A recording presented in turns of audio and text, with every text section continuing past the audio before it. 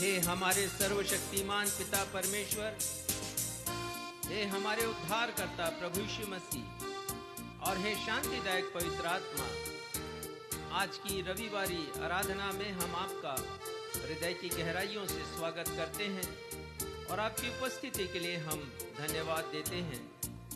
भजनकार लिखते हैं, जो परम प्रधान के छाए हुए स्थान में बैठा रहे वह सर्वशक्तिमान की छाया में ठिकाना पाएगा।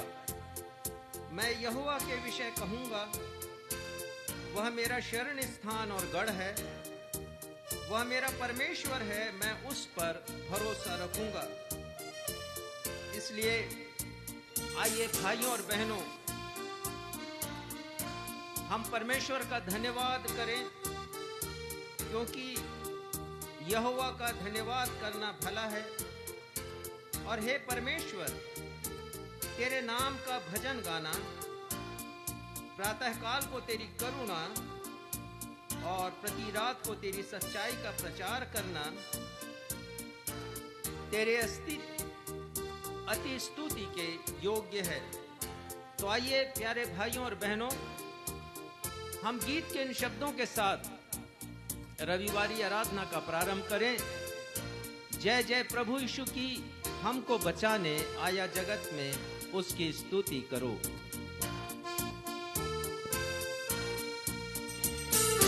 जय जय प्रभु यीशु की, हालेलुया। जय जय प्रभु यीशु की, होशन्ना।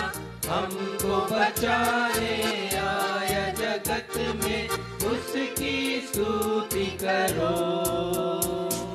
हा हा हा हा हालेलुया। ओ हो होशन्ना। ला ला ला ला ला ला। हालेलुया।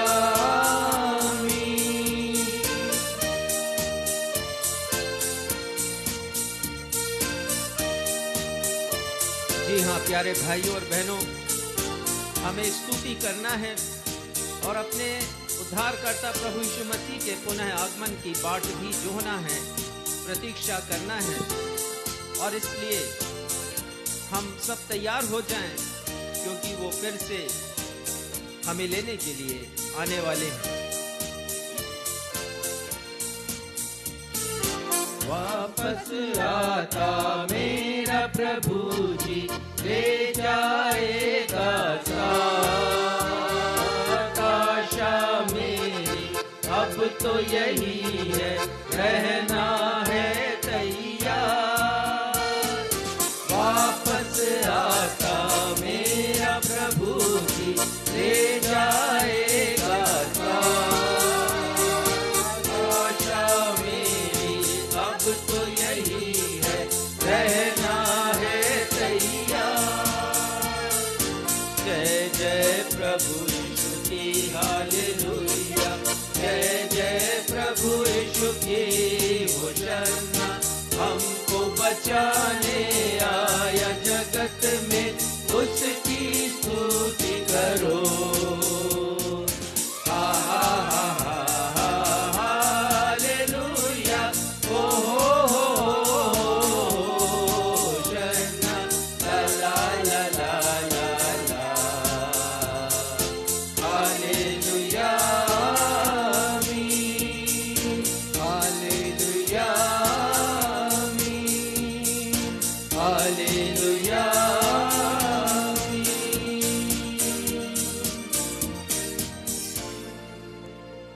नवजीवन इवेंजलिकल चर्च की 214वीं 214 ऑनलाइन एवं ऑफलाइन रविवारी आराधना में मैं क्षितिज मसीह आप समस्त प्रभु भक्तों का अपने उद्धारकर्ता प्रभु यीशु मसीह के अतुलनीय एवं अद्वितीय नाम में स्वागत करता हूं एवं आप सबों को जय यीशु, यीशु सहाय, शालोम, जय मसीह की और प्रेज द लॉर्ड कहता हूं। Praise the Lord. प्रिय भाइयों और बहनों, इन दिनों हम सब मिलकर एक महत्वपूर्ण विषय 5 प्रकार के बड़े फैसले और परमेश्वर का न्याय पर आधारित अध्ययन कर रहे हैं। पिछले रविवार को इस विषय के अंतर्गत हमने परमेश्वर पिता के द्वारा लिए गए 3 न्यायों के विषय में जाना था, जिनके फैसले ने संपूर्ण मानव जाति के ऊपर नकारात्मक और सकारात्मक दोनों प्रभाव डाले थे। परमेश्वर पिता ने अपना पहला फैसला अदन की वाटिका में तब प्रकट किया जब आदम और हव्वा ने परमेश्वर की आज्ञा का उल्लंघन कर पाप किया। पाप का परिणाम संपूर्ण मानव जाति पर मृत्यु का दंड लेकर आया। परमेश्वर पिता ने अपने दूसरे न्याय को बैतलहम के गौशाला में तब प्रकट किया जब वे स्वयं मानव को बचाने के लिए मानव बनकर आए। परमेश्वर पिता ने अपना तीसरा न्याय गोलगथा के क्रूस पर प्रकट किया जब उन्होंने निर्दोष यीशु को मनुष्य के पापों की क्षमा के लिए दंड की आज्ञा दी। आज हमारी कलीसिया के पासबान साहब आप सभी को उन 2 न्याय और लिए जाने वाले फैसलों के विषय में बताएंगे जिन्हें परमेश्वर पिता भविष्य में करने या लेने वाले हैं। पहला न्याय विश्वासियों का होगा और अंतिम न्याय अविश्वासियों का होगा। इन दोनों न्याय से यह निर्धारित होगा कि कौन स्वर्ग जाएगा और कौन नरक, कौन अनंत जीवन पाएगा और कौन अनंत मृत्यु। इसलिए हम अपनी आत्मा की तैयारी कर लें ताकि हम हमेशा हमेशा का जीवन पाने स्वर्गीय निवास में जा सके। आइए हम सब मिलकर अपने स्थानों पर खड़े होकर एक गीत गाएं और इस गीत के शब्द हैं, देख यीशु आता बादलों पर आता।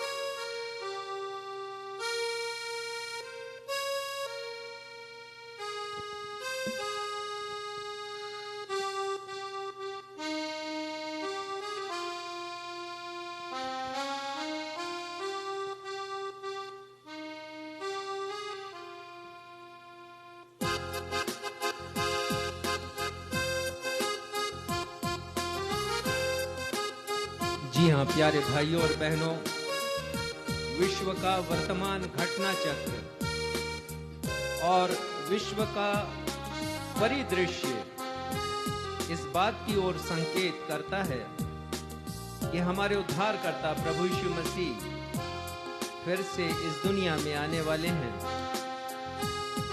परमेश्वर का वचन कहता है कि हर एक विश्वासियों को उनकी प्रतीक्षा करनी है, उनकी बाट जोहना है। क्या प्रभु यीशु मसीह की बाट जो रहे हैं? इस गीत में बहुत सी बातों को जो परमेश्वर के वचन में लिखी गई हैं, अंत के दिनों में घटित होने वाली हैं, उनका वर्णन किया गया है। ध्यान से सुनिएगा और अपने मनों को तैयार कीजिएगा।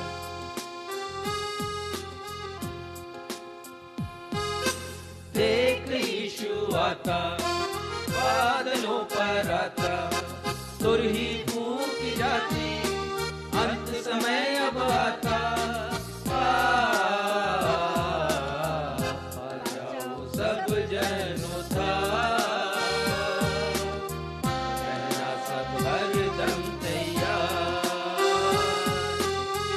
आ जाओ सब जनों था,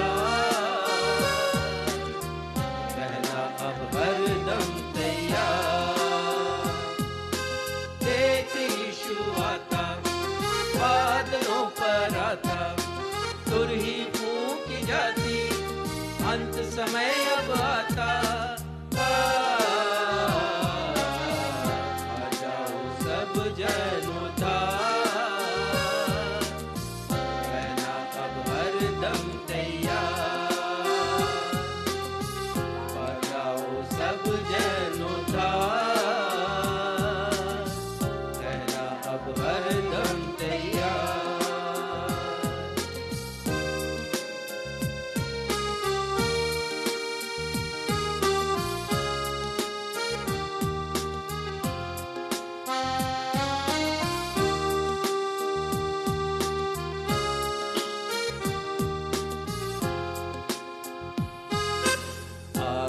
अकाल भुखमरी भूकंप लड़ाइयाँ नई बीमारियाँ नफरत और दूरियाँ हिंसा उत्पात हत्या होते आज। कठिन समय है बच कर ही चलना धीरज को धरना विश्वास न छोड़ना यीशु ही है केवल सबकी आस। यीशु ही है केवल सबकी आस।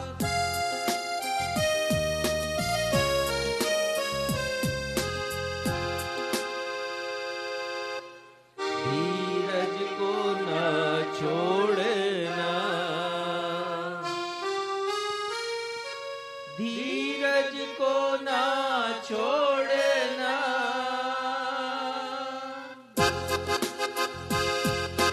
देख यीशु आता बादलों पर आता सुर ही फूंकी जाती अंत समय अब आता।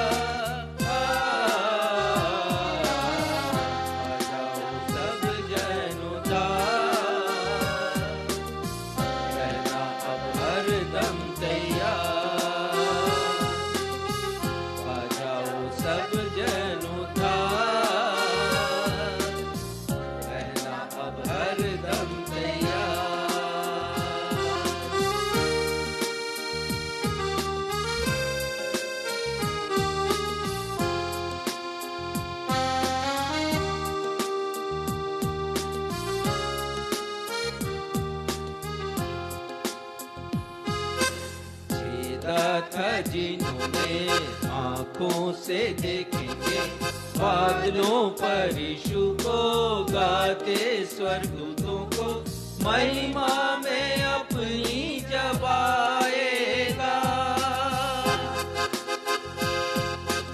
आज समय है पश्चाताप कर लो कौन जाने क्या हो कल को न देखो हाथ फैलाए यीशु तक ताज हाथ फैलाए यीशु तक ताज।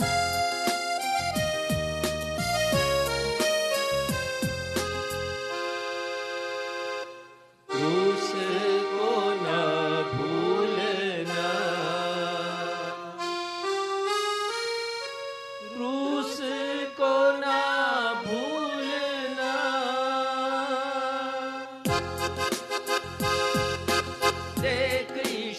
आता बादलों पर आता सुर ही फूंकी जाती अंत समय अब आता। आ जाओ सब जनों का रहना अब हरदम तैयार। आ जाओ सब जनों का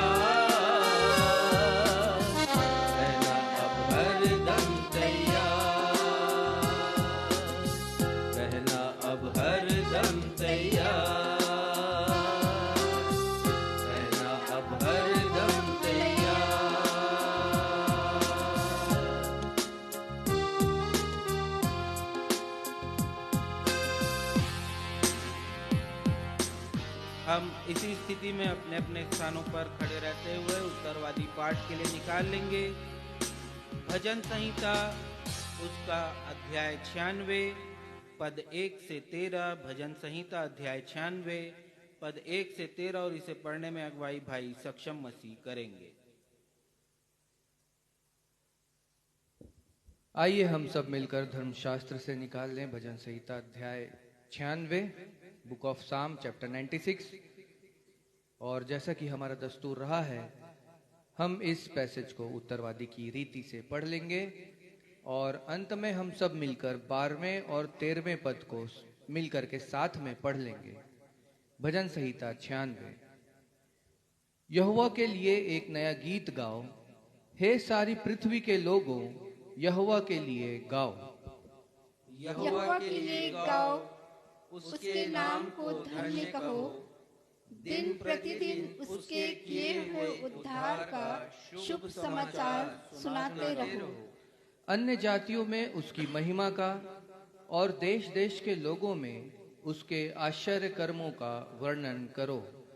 क्योंकि यहोवा महान और अति स्तुति के योग्य है, वह सब देवताओं से अधिक भय योग्य है। क्योंकि देश देश के सब देवता तो मूर्तें ही हैं, परंतु यहोवा ही ने स्वर्ग को बनाया है। उसके चारों ओर वैभव और ऐश्वर्य है, उसके पवित्र स्थान में सामर्थ और शोभा है। हे देश देश के कुल के लोगों, यहोवा का गुणानुवाद करो, यहोवा की महिमा और सामर्थ को मानो। यहोवा के नाम की ऐसी महिमा करो जो उसके योग्य है। भेंट लेकर उसके आंगनों में आओ। पवित्रता से शोभायमान होकर यहोवा को दंडवत करो। हे सारी पृथ्वी के लोगों, उसके सामने कांपते रहो। जाति जाति में कहो, यहोवा का राजा हुआ है, और जगत ऐसा स्थिर है कि वह टलने का नहीं। वह देश देश के लोगों का न्याय खराई से करेगा। आकाश आनंद करे और पृथ्वी मगन हो, समुद्र और उसमें की सब वस्तुएं गरज उठे।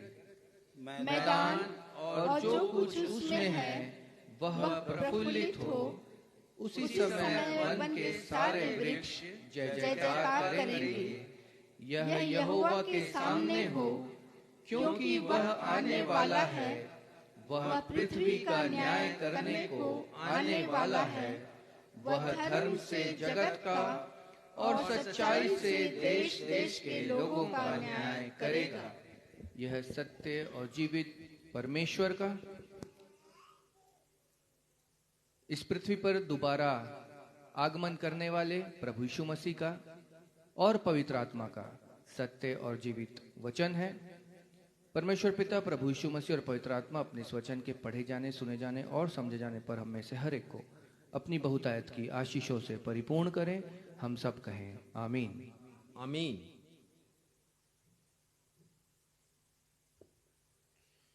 अब हमारी कलीसिया के पासवान रेवरेंड राजेश मसीह को अवसर होगा कि वे हम सबों को कलीसियाई सूचनाओं से अवगत कराएंगे। सूचनाओं के पश्चात वे मध्यस्थता की प्रार्थना में हमारी अगुवाई भी करेंगे। यदि आप लोगों के पास कोई प्रार्थना निवेदन हो या आप अपनी गवाहियों को हमारे साथ शेयर करके आनंदित होना चाहते हो, तो कृपया फेसबुक के कमेंट बॉक्स पर अपनी गवाहियों या प्रेयर रिक्वेस्ट को प्रेषित कर सकते हैं। हम निश्चित तौर पर अपनी दैनिक प्रार्थनाओं में आपको स्मरण करेंगे।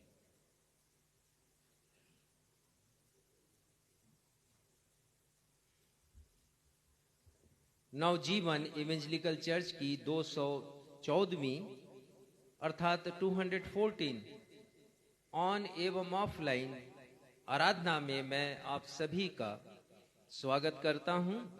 विशेषकर हमारे हर एक दर्शक जो इस समय अपने अपने मोबाइल के समक्ष हैं, ऑनलाइन हमसे जुड़े हुए हैं, हमारे साथ इस आराधना में शामिल हैं, आप सभी का स्वागत करता हूं और आप सभी को मैं प्रेज द लॉर्ड कहता हूं। सूचनाएं इस प्रकार से हैं। हम मणिपुर की वर्तमान भयावह स्थिति में सुधार और शांति स्थापित किए जाने के लिए प्रार्थना करते हैं। हम प्रार्थना करते हैं कि मणिपुर के जितने भी लोग प्रताड़ित हुए हैं उनको न्याय मिले। पीड़ितों का न्याय बहुत आवश्यक है और जो पीड़ित हैं उन्हें यह महसूस नहीं होना चाहिए कि कोई उनकी सुधि लेने वाला नहीं, कोई उनका न्याय करने वाला नहीं। और हम परमेश्वर पिता से भी प्रार्थना करते हैं कि वो अपना न्याय प्रकट करें उन लोगों के मध्य में। नवजीवन इवेंजलिकल चर्च के ग्रामीण पास्टर्स और अगुओं के आत्मिक ज्ञान में वृद्धि के लिए गुरुवार एवं बुधवार को संध्याकालीन ऑनलाइन बाइबल शाला की सेवा प्रारंभ की गई है और हम चाहते हैं कि हमारे जो ग्रामीण पास्टर हैं वो अपने आत्मिक ज्ञान में उत्तरोत्तर वृद्धि करें, प्रभु के ज्ञान में और भी आगे बढ़ते जाएं, मजबूत होते जाएं अपने विश्वास में। इसलिए ये संध्याकालीन ऑनलाइन बाइबल शाला जो बुधवार और गुरुवार को लगाई जाती है, हम उसके लिए भी प्रार्थना करते हैं। आप सभी प्रार्थना करें। आने वाले समय में हम अपेक्षा करते हैं कि जो संध्याकालीन आराधना बुधवार की रात्रि लगाई जाती है, उसके द्वारा बहुत से लोग कॉन्फ्रेंस कॉल की सेवा के माध्यम से जुड़ सकें। नवजीवन निःशुल्क चिकित्सा केंद्र के लिए जो प्रारंभिक चिकित्सा की दवाइयां होती हैं, उनकी आवश्यकता है। इस मद में यदि आप आर्थिक सहयोग देना चाहते हैं तो आपका स्वागत है। हम योजना बना रहे हैं कि वहां के लिए कल हम दवाइयां खरीदें। जैसा हमने पहले बतलाया था, एक हमारे कुष्ठ रोगी भाई हैं बालाराम, जिनके मध्य में हम विगत 23 वर्षों से सेवा कर रहे हैं, बिलासपुर की झुग्गी बस्ती में रहते हैं। उनको हमने चांपा के लेप्रेसी हॉस्पिटल में भर्ती किया है, बेल लेप्रेसी हॉस्पिटल। हम धन्यवाद देते हैं वहां की सुपरिंटेंडेंट डॉक्टर रूबी मार्शल को, धन्यवाद देते हैं अपने भाई प्रताप दास को और सारे स्टाफ को जो निरंतर उनकी सेवा में लगे हुए हैं। और मैं आपको बताना चाहता हूं कि संकट की इस घड़ी में, जबकि परिवार के लोगों को होना चाहिए साथ में, उनके 2 बेटे हैं लेकिन कोई भी उनके साथ नहीं है, ना ही उनको फिक्र है कि पूछें कि पिता का स्वास्थ्य कैसा है। तो एक ऐसा रोग है ये जो लोगों के मन में घृणा उत्पन्न करता है, यद्यपि नहीं करना चाहिए। और परिवार के लोगों से तो अपेक्षा होती है कि वो ऐसे जन की सुधि ले, परंतु वो उसे अपने समाज से ही दूर कर देते हैं और उनको अलगाव का जीवन जीना पड़ता है, एक परित्यक्त जीवन। हम धन्यवाद देते हैं कि उन्हें 2 बोतल रक्त चढ़ाया गया है, जिससे उनकी हालत में सुधार हुआ है। और हम निरंतर उनके अच्छे स्वास्थ्य के लिए परमेश्वर पिता से प्रार्थना करते हैं। साथ ही लेप्रेसी हॉस्पिटल चांपा के लिए हम और वहां के स्टाफ के लिए, सुपरिंटेंडेंट के लिए, सभी के लिए आशीष की प्रार्थना करते हैं। प्रार्थना अनुरोध इस प्रकार से है। बहन गुड्डी के लिए हम परमेश्वर पिता से प्रार्थना करते हैं। उनको फिट्स आते हैं, अर्थात मिर्गी के झटके आते हैं। परमेश्वर पिता हमारी इस बहन को चंगाई प्रदान करें। जैसा हम जानते हैं कि इन दिनों बरसाती मौसम में आई कंजक्टिवाइटिस का रोग बहुत फैला हुआ है और ये कॉन्टेक्चुअल है, स्पर्श के द्वारा ये फैलता है और इससे हर कोई पीड़ित है, बच्चे से लेकर वृद्ध तक। हमारी बहन सुधा भी इससे पीड़ित है। हम उनकी चंगाई के लिए और अन्य हरेक लोगों की चंगाई के लिए प्रार्थना करते हैं। हमारे भाई राम कुमार एवं भाई गणपत सागर के लिए हम प्रार्थना करते हैं कि प्रभु के ज्ञान में ये और आगे बढ़ते चले जाएं। बहन संतोषी के लिए हम प्रार्थना करते हैं। वो बार बार बीमार पड़ जाती हैं। परमेश्वर पिता की कृपा हो और बीमारी का जो कारण है वो दूर हो सके। हम प्रार्थना करते हैं बहन उत्तरा के लिए। रात को उन्हें नींद नहीं आती और सीने में दर्द रहता है। परमेश्वर पिता की कृपा उन पर प्रकट हो, उन्हें नींद आए, हृदय में शांति मिले और सीने का दर्द भी समाप्त हो सके। बेटी काजल के सुरक्षित प्रसव के लिए प्रार्थना करते हैं। उन्होंने लिखा कि उनकी नॉर्मल डिलीवरी हो सके और हम प्रार्थना करते हैं हमारी उस बेटी की नॉर्मल डिलीवरी हो सके। हम भाई दया और बहन बिजमा के लिए प्रार्थना करते हैं। ये दोनों अलग अलग स्थानों में रहते हैं। इन दोनों का मानसिक संतुलन अस्थिर रहता है। परमेश्वर पिता की कृपा हो कि इनके मन मस्तिष्क को चंगाई मिले और ये लोग साधारण रूप से जैसे हम सब अपने जीवन का निर्वहन करते हैं, ये भी अपने जीवन का निर्वहन कर सकें। हम प्रार्थना करते हैं भाई विजय और भाई मानसाय के लिए। ये दोनों शराब के नशे के आदी हैं। हम इन दोनों के छुटकारा के लिए प्रार्थना करते हैं। हर एक वो बंधन जिससे ये बंधे हुए हैं नशे के बंधन से, उसे छुटकारा मिले, और हर एक वो दुष्ट आत्मा जो इन्हें प्रेरित करती है नशे में डूब जाने के लिए, उससे उन्हें छुटकारा मिल सके। धन्यवाद के विषय इस प्रकार से हैं। नवजीवन की सेवकाइयों को सुचारू रूप से चलाने के लिए और प्रभु की महिमा के लिए हमारे इन भाई बहनों ने अपनी बहुमूल्य भेंटों को अर्पित किया है। धन्यवाद देते हैं मिस्टर मिसेस वर्णित श्वेता सिंह के लिए। उनके द्वारा हमें मासिक भेंट प्राप्त हुई है।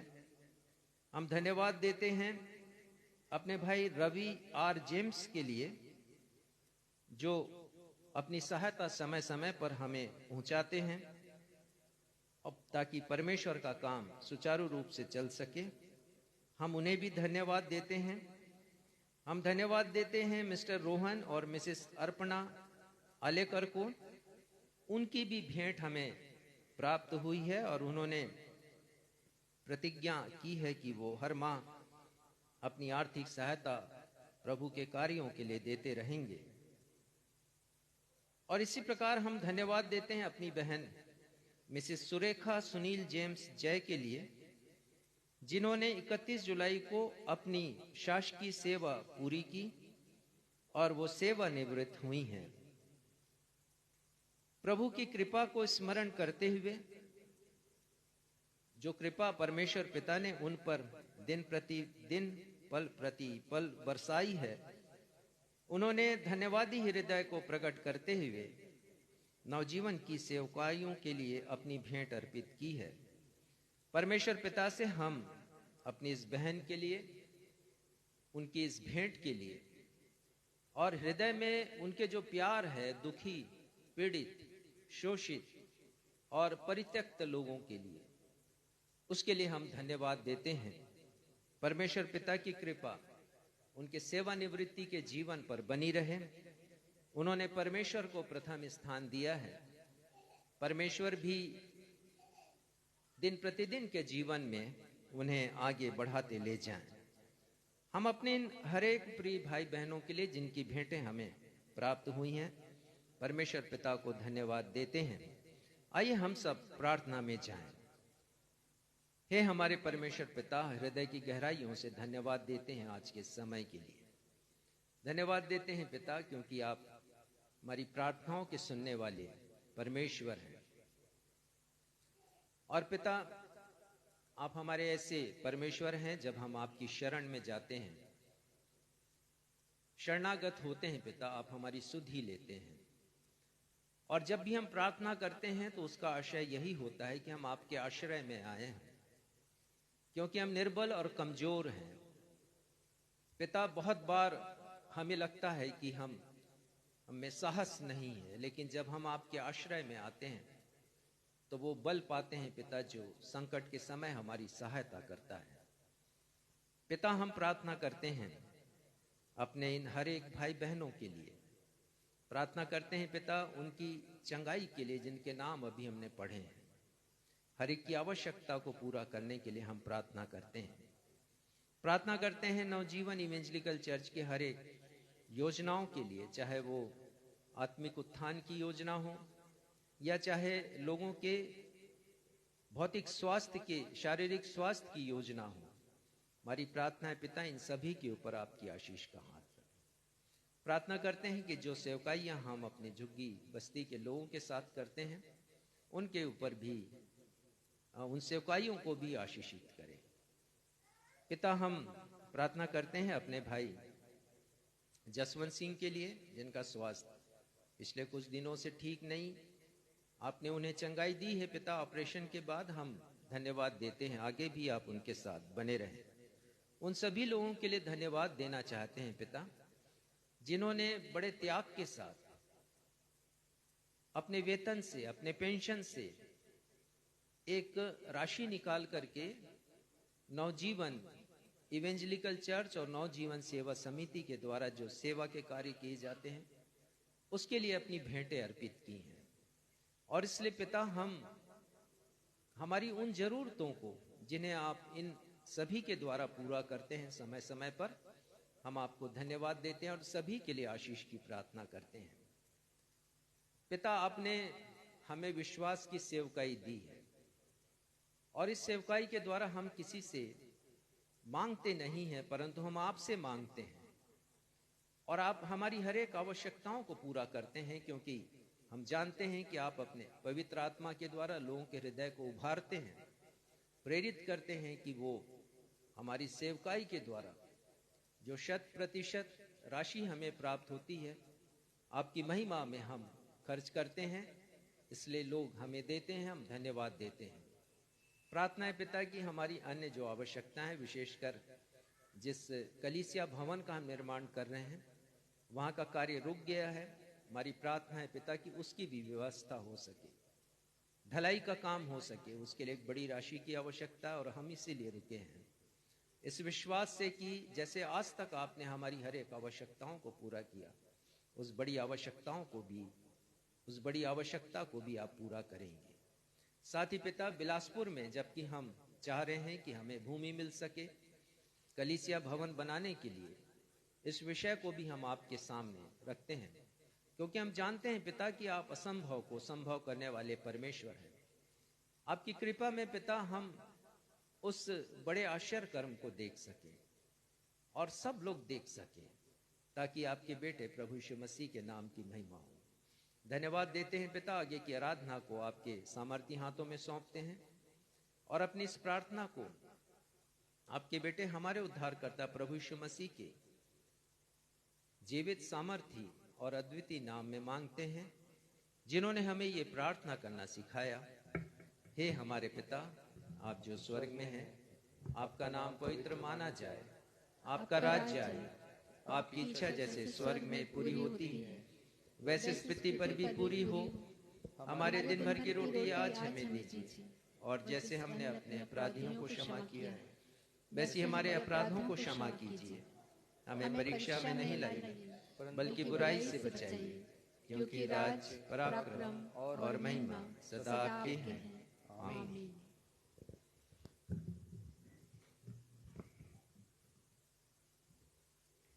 अब हम सभी के लिए अवसर होगा जब हम परमेश्वर पिता की दी हुई आशीषों को स्मरण करेंगे।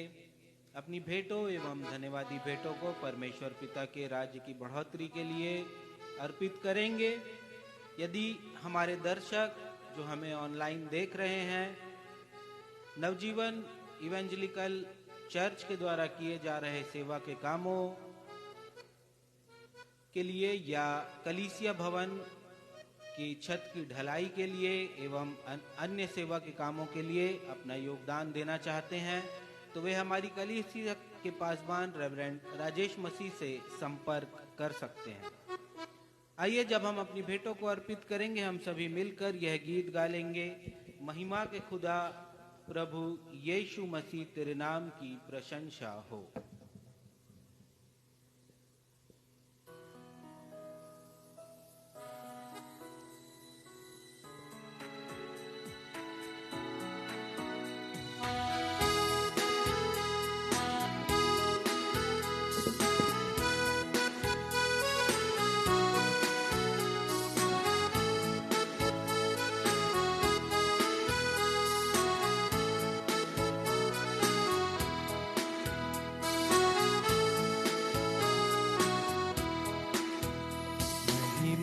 के खुदा प्रभु यीशु मसीह तेरे नाम की प्रशंसा हो, तेरे नाम की प्रशंसा हो, यीशु नाम की प्रशंसा हो।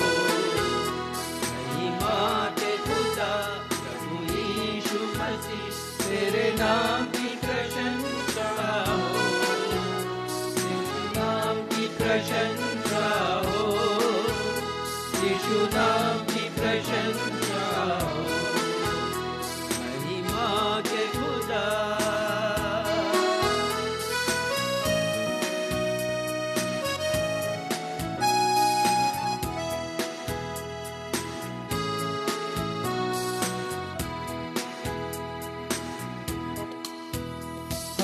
ठहरे हैं प्रभु तेरे लिए, तू फिर दुनिया में आएगा, अपनी महिमा के साथ हमें तू स्वर्ग धाम ले जाएगा। हम ठहरे हैं प्रभु तेरे लिए, तू फिर दुनिया में आएगा,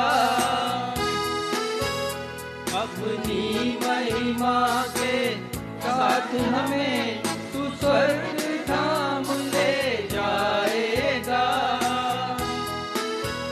तू स्वर्ग धाम ले जाएगा।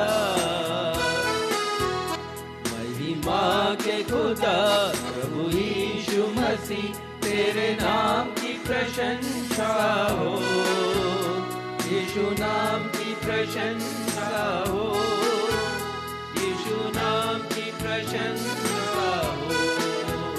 महिमा के खुदा प्रभु यीशु मसीह, तेरे नाम की प्रशंसा हो, तेरे नाम की प्रशंसा हो, यीशु नाम की प्रशंसा हो, तेरे नाम की प्रशंसा हो, यीशु नाम की प्रशंसा हो।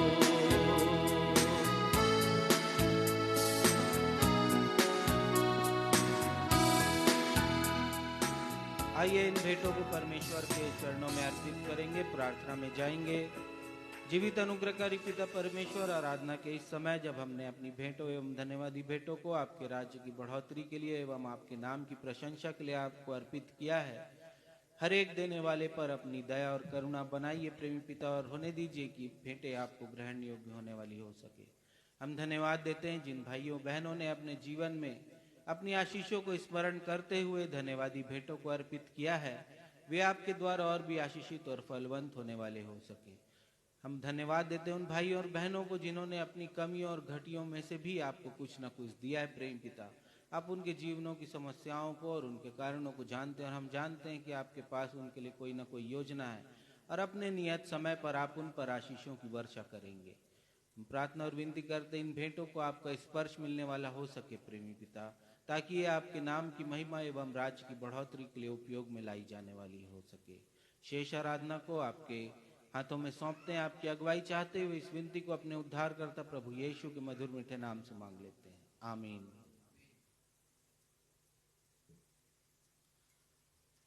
अब अवसर होगा पवित्र शास्त्र बाइबल से पाठों के पठन का। पहला पाठ जो पुराने नियम से लिया गया है, मलाकी की पुस्तक अध्याय 4 उसका पद 1 और 2। मलाकी 4 उसका पद 1 और 2, इसे पढ़ने में अगुवाई श्रीमती बीना मसीह करेंगी। दूसरा पाठ जो नए नियम से लिया गया है, पहला पतरस अध्याय 4 पद 16 से 19। पहला पतरस अध्याय 4 पद 16 से 19, इसे पढ़ने में अगुवाई श्रीमती पुष्पांजलि थॉमसन करेंगी।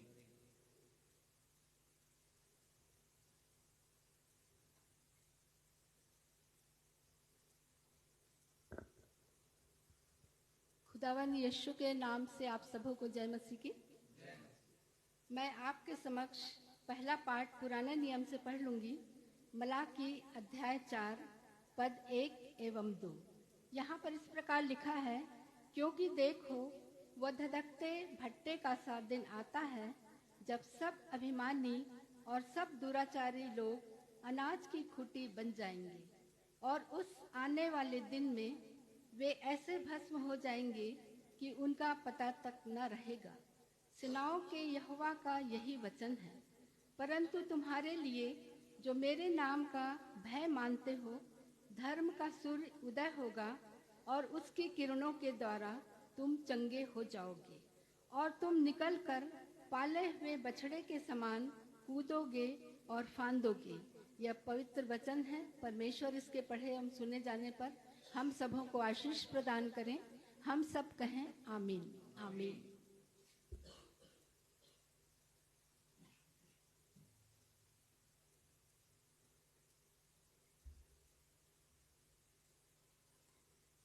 मैं आपके समक्ष नए नियम में से पढ़ लूंगी।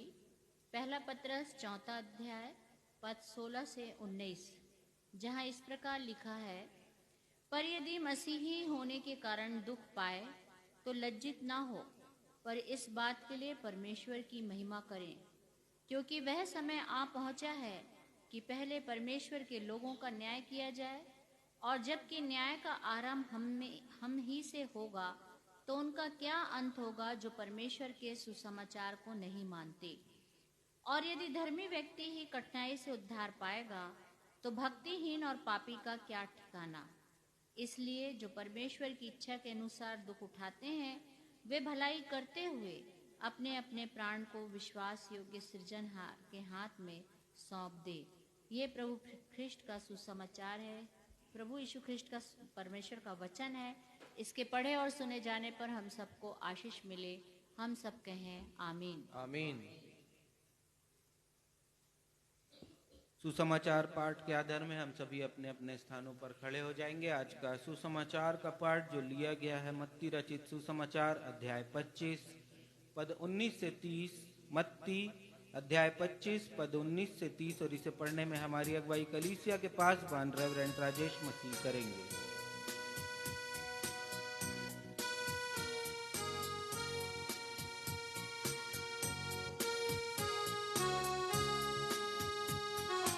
आज का सुसमाचार का पाठ मत्ती रचित सुसमाचार 25वां अध्याय उसके 19 पद से लेकर 30वें पद तक। और यहाँ इस प्रकार लिखा है, प्रभु यीशु मसीह कहते हैं, बहुत दिनों के बाद उन दासों का स्वामी आकर उनसे लेखा लेने लगा। जिसको 5 तोड़े मिले थे, उसने 5 तोड़े और लाकर कहा, हे स्वामी, तूने मुझे 5 तोड़े सौंपे थे, देख मैंने 5 तोड़े और कमाए हैं। उसके स्वामी ने उससे कहा, धन्य हे अच्छे और विश्वास योग्य दास, तू थोड़े में विश्वास योग्य रहा, मैं तुझे बहुत वस्तुओं का अधिकारी बनाऊंगा। अपने स्वामी के आनंद में सहभागी हो। और जिसको 2 तोड़े मिले थे, उसने भी आकर कहा, हे स्वामी, तूने मुझे 2 तोड़े सौंपे थे, देख मैंने 2 तोड़े और कमाए हैं। उसके स्वामी ने उससे कहा, धन्य हे अच्छे और विश्वास योग्य दास, तू थोड़े में विश्वास योग्य रहा, मैं तुझे बहुत वस्तुओं का अधिकारी बनाऊंगा। अपने स्वामी के आनंद में सहभागी हो। तब जिसको 1 तोड़ा मिला था, उसने आकर कहा, हे स्वामी, मैं तुझे जानता था कि तू कठोर मनुष्य है। तू जहां कहीं नहीं बोता वहां काटता है, और जहां नहीं छींटता वहां से बटोरता है। इसलिए मैं डर गया और जाकर तेरा तोड़ा मिट्टी में छिपा दिया। देख, जो तेरा है वह यह है। उसके स्वामी ने उसे उत्तर दिया, हे दुष्ट और आलसी दास, जब तू यह जानता था कि जहां मैंने नहीं बोया वहां से काटता हूं, जहां मैंने नहीं छींटा वहां से बटोरता हूं, तो तुझे चाहिए था कि मेरा रुपया सर्राफों को दे देता, तब मैं आकर अपना धन ब्याज समेत ले लेता। इसलिए वह तोड़ा उससे ले लो, और जिसके पास 10 तोड़े हैं उसको दे दो, क्योंकि जिस किसी के पास है उसे और दिया जाएगा और उसके पास बहुत हो जाएगा, परंतु जिसके पास नहीं है उससे वह भी जो उसके पास है ले लिया जाएगा। और इस निकम्मे दास को बाहर के अंधेरे में डाल दो, जहां रोना और दांत पीसना होगा। ये प्रभु यीशु का सुसमाचार है। हे प्रभु यीशु ख्रिस्ट, आपके नाम की महिमा हो। कलीसिया कहे आमीन। आमीन। कलीसिया स्थान ग्रहण करे। अब हम सभी के लिए यह सुनहरा समय होगा जब हम अपने परमेश्वर पिता के जीवित कलाम से सप्ताह भर की आत्मिक ऊर्जा को प्राप्त करने के लिए परमेश्वर के दास और हमारी कलीसिया के पासबान रेवरेंड राजेश मसीह से एक अर्थपूर्ण, सारगर्भित एवं प्रेरणादायक संदेश को सुन लेंगे। और आज के संदेश का विषय है चौथा बड़ा और निर्णायक न्याय, विश्वासियों का न्याय। Fourth great and decisive judgement of believers. परंतु इससे पहले कि हम संदेश में जाएं, हम अपने अपने मनों की तैयारी के लिए संदेश से ताल्लुक रखता हुआ एक गीत गा लेंगे। और गीत के बोल हैं, देखो यीशु आ रहा स्वर्गीय दूतों का संग।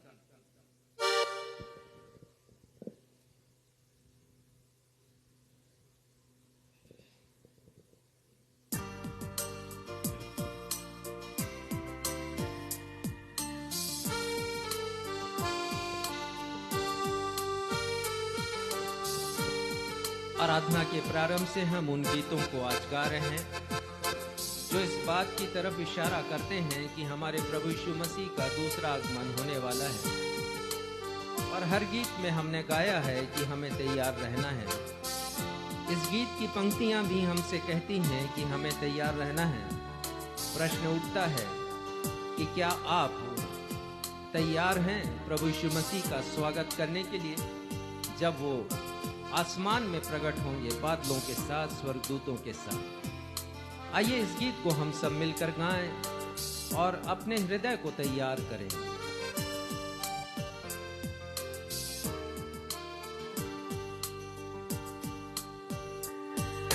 देखो यीशु आ रहा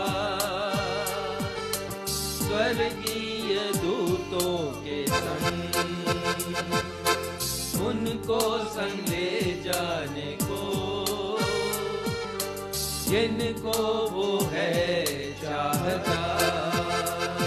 तैयार रहो, तैयार रहो, तैयार रहो, न्याय करने यीशु आ रहा, न्याय करने यीशु आ रहा।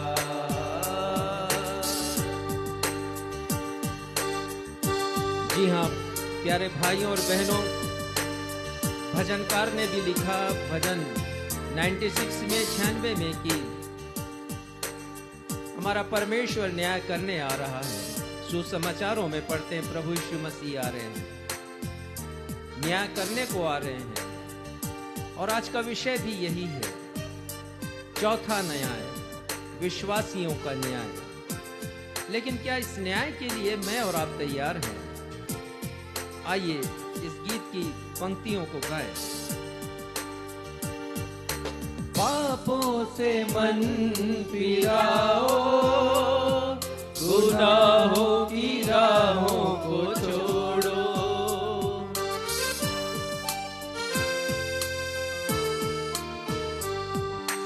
स्वर्गीय राज निकट आया है, अब तो तुम पछता लो। तैयार रहो, तैयार रहो, तैयार रहो, न्याय करने यीशु आ रहा, न्याय करने यीशु आ रहा।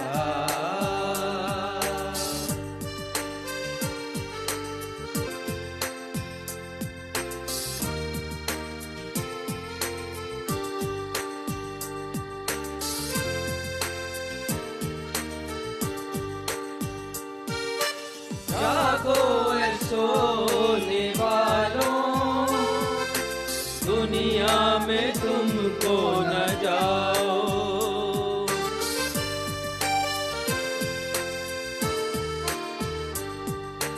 कोई समझ भी न पाएगा, ऐसे समय यीशु आएगा। तैयार रहो, तैयार रहो, तैयार रहो, न्याय करने यीशु आ रहा, न्याय करने यीशु आ रहा।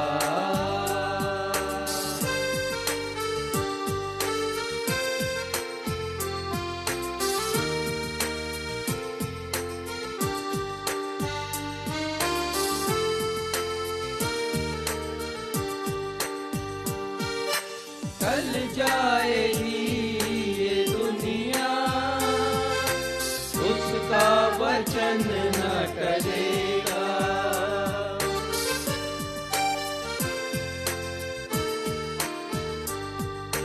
जो भी कहा है यीशु ने, हर दिन हर पल ऐसा होगा। तैयार रहो, तैयार रहो, तैयार रहो, न्याय करने यीशु आ रहा, न्याय करने यीशु आ रहा। देखो यीशु आ रहा, स्वर्गीय दूतों के संग, उनको संदे जाने को, जिनको वो है चाहता। तैयार रहो, तैयार रहो, तैयार रहो, न्याय करने यीशु आ रहा, न्याय करने यीशु आ रहा, न्याय करने यीशु आ रहा।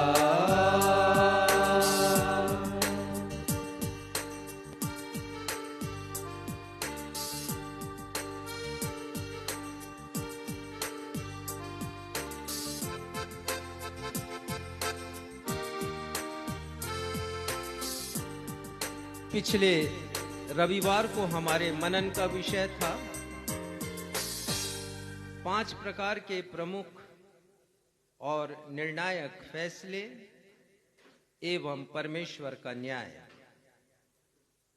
पिछले संदेश में हमने परमेश्वर पिता के द्वारा पूर्व में किए गए 3 प्रमुख और निर्णायक न्याय एवं लिए गए फैसलों के विषय में गहराई से अध्ययन किया था पिछले रविवार के संदेश में।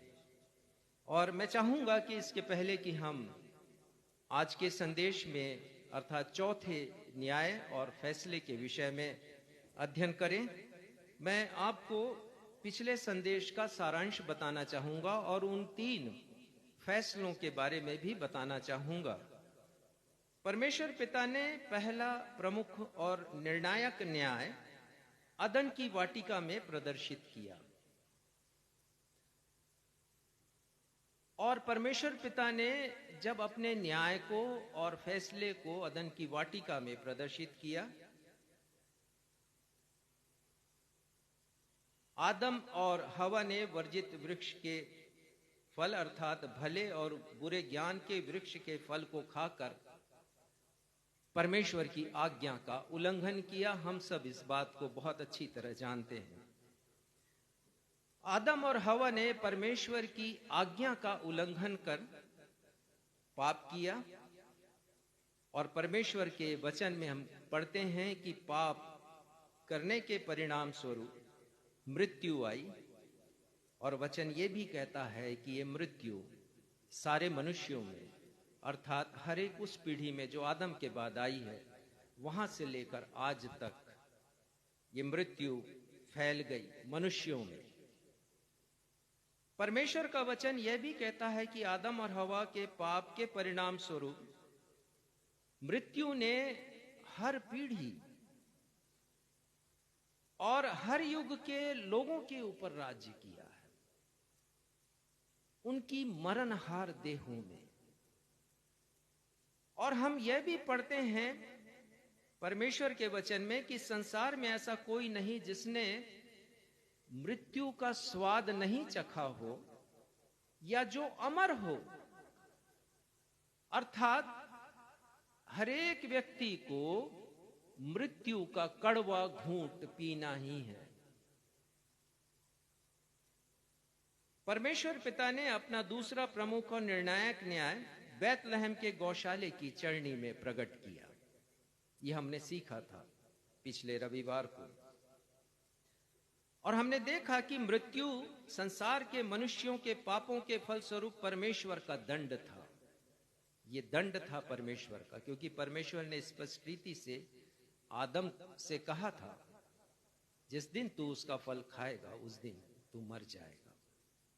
आत्मिक मौत, शारीरिक मौत, इन दोनों मृत्यु के बारे में मैंने आपको बतलाया था।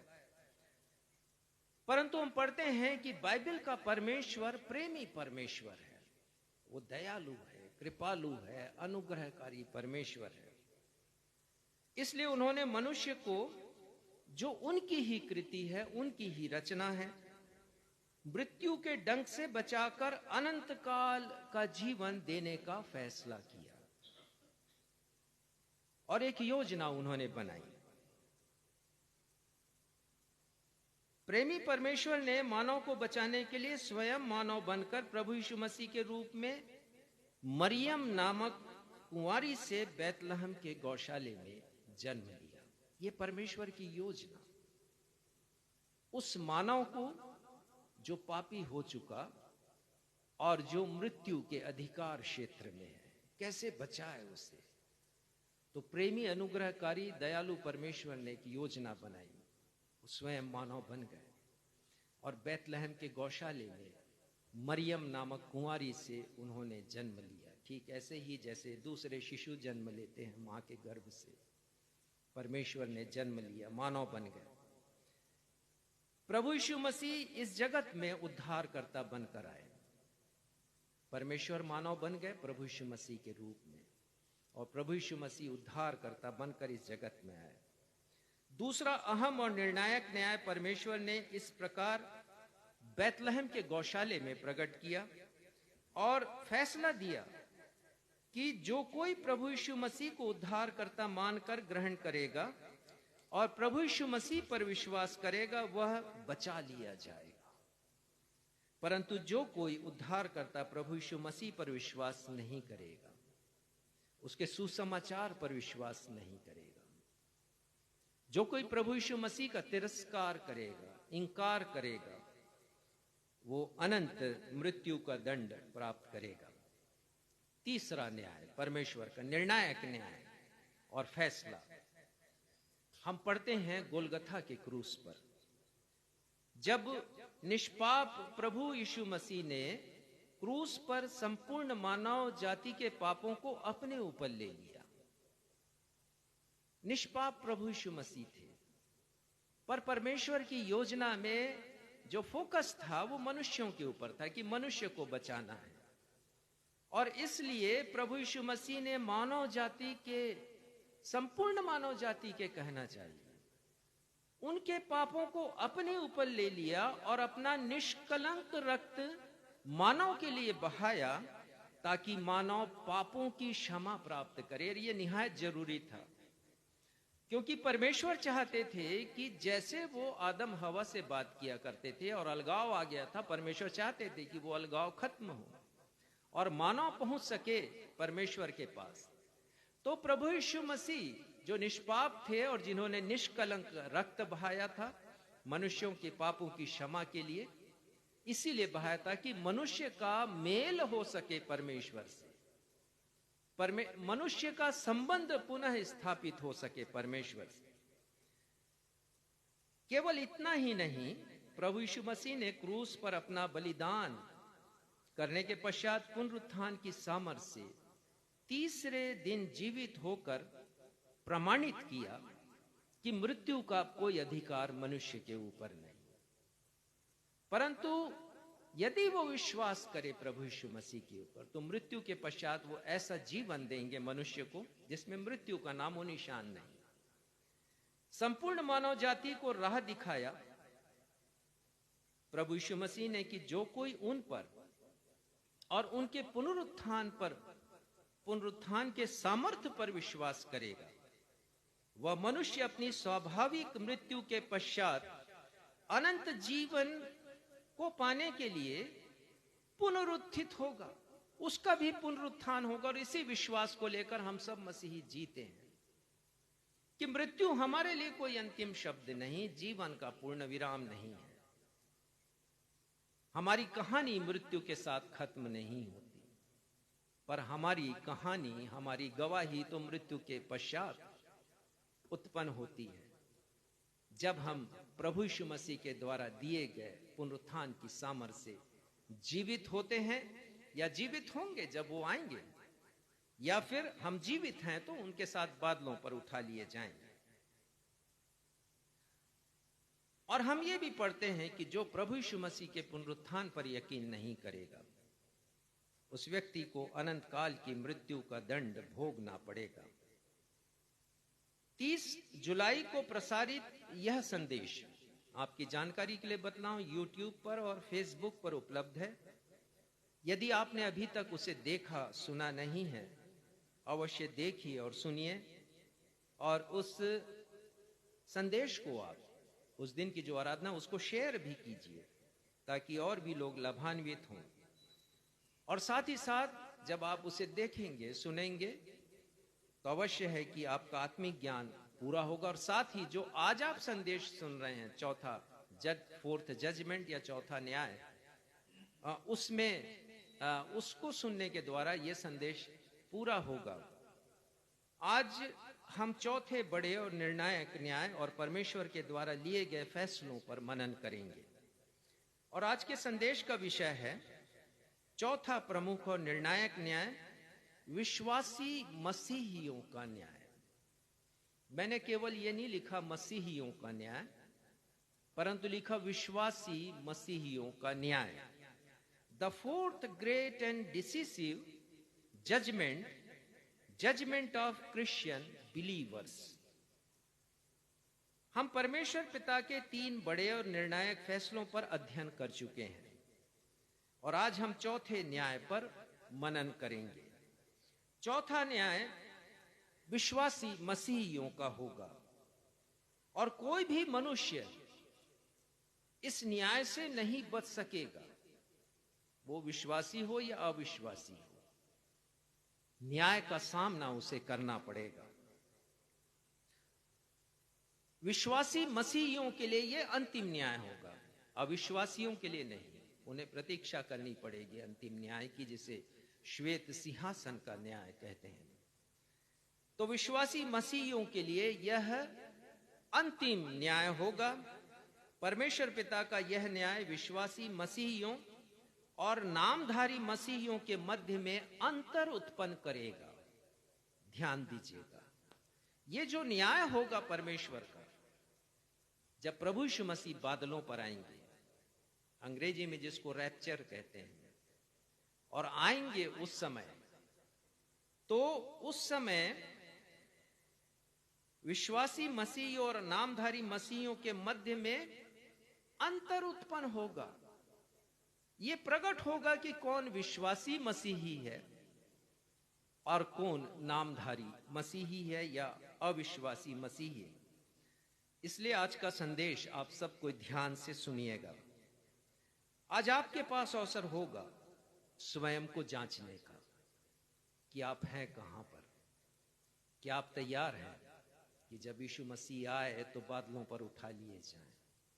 उन्होंने एक बार नहीं, प्रभु यीशु मसीह ने अनेक बार कहा, जागते रहो और प्रार्थना करते रहो ताकि तुम परीक्षा में ना पड़ो। तो ये हम सभी के लिए जाग उठने की घड़ी है। संत पौलुस लिखते हैं कि अब हम सभी के लिए जाग उठने की घड़ी आ पहुंची है। जितना समय हमने बिताया संसार में बिता लिया, लेकिन अब हमें जागृत होना है ताकि जब प्रभु यीशु मसीह आए तो हम भी विश्वासी मसीहियों के समान बादलों पर उठा लिए जाएं। और यदि आप विश्वासी मसीही हैं तो आनंदित होइए, मगन होइए। आपको प्रतीक्षा करता रहना है या करते रहना है, क्षमा कीजिएगा। हमें बाट जोहते रहना है प्रभु यीशु मसीह का। संत पौलुस लिखते हैं कि हमारा स्वदेश स्वर्ग पर है और हम वहां से अपने उद्धारकर्ता के प्रकट होने की बाट जोह रहे हैं। मैं समझता हूं कि लगभग हर दिन एक मसीही प्रार्थना करता है, प्रभु की प्रार्थना, और उसमें कहता है तेरा राज्य आए। जब हम इस वाक्य को कहें तो स्मरण करें कि प्रभु का राज्य इस धरती पर नहीं है लेकिन आने वाला है, तो उनकी प्रतीक्षा हम करें। और यदि आप नामधारी मसीही हैं तो आप पृथ्वी पर अंतिम न्याय के लिए छोड़ दिए जाएंगे। इस बात को ध्यान रखिए, जब ये न्याय प्रकट होगा परमेश्वर का, तो अंतिम न्याय के लिए आप छोड़ दिए जाएंगे। आज के संदेश को हम निम्न बिंदुओं के द्वारा समझेंगे। पहली बात निकालिए, पहला पतरस 4 अध्याय और 17वां पद पढ़िएगा। और यहां हम पढ़ते हैं कि सबसे पहले मसीही विश्वासियों का न्याय होगा, या कह लीजिए विश्वासियों का न्याय होगा। आगे मैं समझाऊंगा इसे। पहला पतरस 4 अध्याय 17वां पद आज पत्रियों में से पढ़ा गया। क्योंकि वह समय आ पहुंचा है कि वो समय आ पहुंचा है कि पहले परमेश्वर, बस वो समय आ पहुंचा है। संत पतरस कह रहे हैं वर्तमान विश्व का घटना चक्र और वर्तमान विश्व का परिदृश्य तस्वीर जो है वो इस बात का संकेत दे रही है मुझे और आपको कि वो समय आ पहुंचा है। आगे पढ़िए कि पहले परमेश्वर कि पहले कौन से लोग? वो कहते हैं परमेश्वर के लोगों, कि पहले परमेश्वर के लोगों का न्याय किया जाए। सबसे पहले परमेश्वर के लोगों का न्याय किया जाएगा। और कौन है परमेश्वर के लोग? वो जो कि विश्वासी हैं, वो जिनका विश्वास एक्टिव फेथ है, क्रियाशील विश्वास है जिनका। सिर्फ ये कहना काफी नहीं कि मैं यीशु पर विश्वास करता हूं, सिर्फ विश्वास वचन का अंगीकार करना काफी नहीं, उसका प्रदर्शन चाहिए हमें। तो परमेश्वर के लोगों का न्याय किया जाए। और आगे पढ़िए। और जबकि न्याय का आरंभ हम ही से होगा, न्याय का प्रारंभ मसीहियों से ही होगा, प्रभु यीशु मसीह के न्याय का प्रारंभ। आगे, तो उनका क्या अंत होगा जो परमेश्वर के समाचार को, जिन्होंने सुसमाचार को नहीं माना है, सुसमाचार का इंकार किया है, परमेश्वर के वचन की अवहेलना की है उन लोगों ने, चाहे मसीही कहलाते क्यों ना हो। तो जो विश्वासी हैं उनका न्याय पहले होगा। और संत पतरस कह रहे हैं कि उनका अंत क्या होगा, पता नहीं कैसा अंत होगा। वो कह रहे हैं जिन्होंने परमेश्वर के सुसमाचार को नहीं माना है। इस न्याय से कोई भी मसीही नहीं बच पाएगा, चाहे वो कितना भी बड़ा पास्टर हो, चाहे कितनी भी बड़ी उसकी कलीसिया हो, चाहे कितना भी बड़ा प्रचारक हो, हजारों लाखों की भीड़ उसकी सभा में आती हो और वो आश्चर्य कर्म करता हो, कितना भी बड़ा मिशन डायरेक्टर हो वो, या चाहे करोड़ों अरबों रुपया, लाखों की तो छोड़ दीजिए, करोड़ों अरबों रुपए का दानदाता हो। कुछ पदों को पढ़ेंगे। रोमियो 14वां अध्याय 12वां पद पढ़िएगा। रोमियो 14वां अध्याय 12वां पद। और यहां लिखा है, सो हम में से हर एक परमेश्वर को अपना अपना लेखा देगा। हम में से हर एक कोई बचेगा नहीं, परमेश्वर को अपना अपना लेखा देगा। हर एक सांस जो परमेश्वर देते हैं, दिल की हर एक धड़कन इसीलिए दिया, ये जिंदगी हमें दिया है, केवल इसलिए नहीं कि मौज मस्ती में उसको उड़ा दें, पर इसलिए कि हम परमेश्वर की संगति में रहना सीखें, प्रभु यीशु मसीह की प्रतीक्षा करें, दूसरे आगमन की। हम में से हर एक परमेश्वर को अपना अपना लेखा, अर्थात व्यक्तिगत होगा ये, व्यक्तिगत, और ये जो न्याय है वो सार्वजनिक होगा। प्रभु यीशु मसीह आएंगे और जितने मृतक हैं प्रभु में सोए हैं, मसीह में सोए, उनको वो ले जाएंगे, फिर हमको लेके जाएंगे। पहले वो जीवित होंगे, फिर हमको, और फिर न्याय होगा, और वो न्याय सभी के सामने होगा, सभी के सामने जितने एकत्रित हैं। और 14वें अध्याय का 10वां पद, उसका दूसरा हिस्सा पढ़िएगा।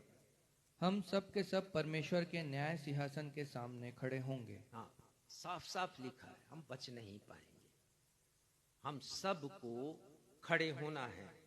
और दूसरा कुरिन्थियों 5वें अध्याय के 10वें पद में लिखा है, क्योंकि अवश्य है कि हम सब का हाल मसीह के आसन के सामने खुल जाए। इस शब्द पर ध्यान दीजिए, अवश्य है, यानी इसको कोई टाल नहीं सकता, दुनिया की कोई ताकत इसमें बदलाव नहीं ला सकती, इसको बदल नहीं सकती। अब प्रश्न उठता है कि वे कौन होंगे जो परमेश्वर के न्याय सिंहासन के सामने खड़े होंगे और जिनका हाल प्रभु यीशु मसीह के न्याय आसन के सामने खुल जाने वाला है। ये प्रश्न है। और फिर ये भी प्रश्न है कि क्या वे सारे लोग होंगे जो ईसाई या मसीही या क्रिश्चियन कहलाते हैं? क्या कलीसिया के सारे सदस्य होंगे? क्या बिशप होंगे, मॉडरेटर होंगे, पास्टर होंगे, प्रचारक होंगे, प्रॉफिट होंगे, एपोस्टल्स होंगे, और आजकल हीलर लोग, और साथ ही साथ प्रॉस्पेरिटी बढ़ाने वाले, अर्थात धन समृद्धि बढ़ाने वाले प्रचारक, या मिशन डायरेक्टर, या बड़े बड़े दानदाता होंगे जो परमेश्वर के न्याय सिंहासन के सामने खड़े होंगे, या फिर मसीही परिवार में जन्मे लोग, या बपतिस्मा प्राप्त लोग। ये मैं इसलिए कह रहा हूं क्योंकि आमतौर से लोग ये समझ जाते हैं कि हम खड़े होंगे उस दिन प्रभु यीशु मसीह के न्याय सिंहासन के सामने, क्योंकि मन में एक तस्वीर उभरती है कि जैसे उनके घर में किसी की मृत्यु हुई, वो स्वर्ग में है तो हम भी स्वर्ग जाएंगे। लेकिन आप पढ़िएगा, फिर से देखिए, पहला पतरस 4 अध्याय और उसके 18वें पद को पढ़िएगा। 17वां पढ़ा हमने, 18वां पद पढ़िए। और यदि धर्मी व्यक्ति ही कठिनता से उद्धार पाएगा। देखिए, जो धर्मी व्यक्ति है, जो धर्म का चाल चल रहा है, जो परमेश्वर की संगति में, उसके लिए भी बड़ा मुश्किल है उद्धार पाना, क्योंकि वैसा जीवन जीना पड़ता है उद्धार पाने के लिए। ये नहीं कि आपने उद्धार पाया और सोच लिया कि अब इतिश्री हो गई और इसके बाद हमें कुछ करने की जरूरत नहीं। वचन ये कहता है कि अपने अपने उद्धार का कार्य पूरा करते जाओ और मृत्यु तक, अंतिम सांस तक इस उद्धार के कार्य को पूरा करना है। तो धर्मी जन ही जब बड़ी कठिनाई से उद्धार को प्राप्त करेगा तो उनका क्या होगा जो भक्तिहीन और पाप में जीवन बिता रहे हैं? ये प्रश्न संत पतरस पूछते हैं। तो कौन खड़ा होगा प्रभु यीशु मसीह के न्याय आसन के सामने?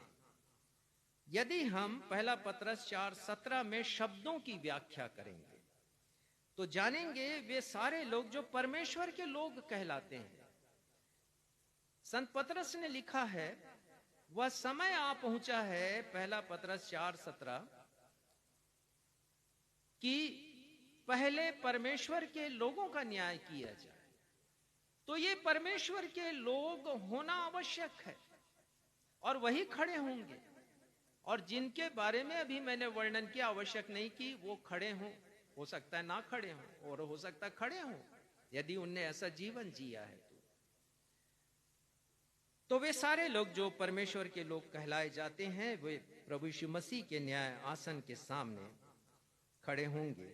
और संत पतरस ने बड़ी स्पष्टता से लिखा है कि पहले परमेश्वर के लोगों का न्याय किया जाएगा। मैं इंग्लिश बाइबल देख रहा था इस वाक्यांश के लिए, और प्रत्येक संस्करणों में, चाहे वो किंग जेम्स वर्जन हो, न्यू किंग जेम्स वर्जन हो, NIV बाइबल हो, NLT हो या एम्प्लीफाइड बाइबल हो, NASB हो, हर एक बाइबल में परमेश्वर के लोगों के लिए जो अनुवाद आया है वो है हाउस होल्ड ऑफ गॉड। इसका मतलब है परमेश्वर के परिवार के लोग। पहले इनका न्याय किया जाएगा जो परमेश्वर के परिवार को बिलोंग करते हैं, अर्थात जो परमेश्वर के लोग हैं। परमेश्वर के लोग मसीही कार्यकारी विश्वासी और मसीही नामधारी विश्वासी के बीच में एक बहुत बड़ा अंतर पैदा करता है। पहले न्याय होगा परमेश्वर के लोगों का, तो परमेश्वर के लोग वो हैं जो विश्वासी हैं, क्रियाशील, जिनका विश्वास है, तो उनके मध्य में, और वो लोग जो कि नामधारी मसीही हैं, ईसाई हैं, क्रिश्चियन कहलाते हैं, ऐसों के बीच में एक बड़ा अंतर है, बहुत बड़ा गैप है। एक बहुत मोटी रेखा इन दोनों के मध्य में खींची गई है। अब फिर से एक प्रश्न उठता है कि परमेश्वर के वचन के अनुसार परमेश्वर के लोगों से क्या तात्पर्य निकलता है? कौन है वो लोग जो कि परमेश्वर के लोग हैं? कौन है वो लोग जो कि मसीही विश्वासी हैं? और इसीलिए हमें जांचने की आवश्यकता है अपने आप को कि हम इस श्रेणी में आते हैं कि नहीं आते हैं। 7 बिंदु हैं जिसे मैंने परमेश्वर के वचन से तैयार किया है। पहली बात आप निकाल लीजिए, लूका 9:23 हम पढ़ेंगे। पहली बात, वे विश्वासी लोग जिन्होंने प्रभु यीशु को उद्धारकर्ता मानकर ग्रहण किया है, ये हैं परमेश्वर के लोग, और अपने प्रतिदिन के जीवन में प्रभु यीशु का क्रूस उठाकर चलते हैं। केवल चर्च की सदस्यता लेना काफी नहीं है, किसी चर्च के क्रियाशील सदस्य बने रहना काफी नहीं है, परंतु विश्वासी लोग जिन्होंने प्रभु यीशु मसीह को उद्धारकर्ता माना है, अपने पापों से प्रायश्चित किया है, पापों की क्षमा प्राप्त की है, और अपने दिन प्रतिदिन के जीवन में प्रभु यीशु मसीह के क्रूस को उठाकर चलते हैं। पढ़िएगा लूका 9:23।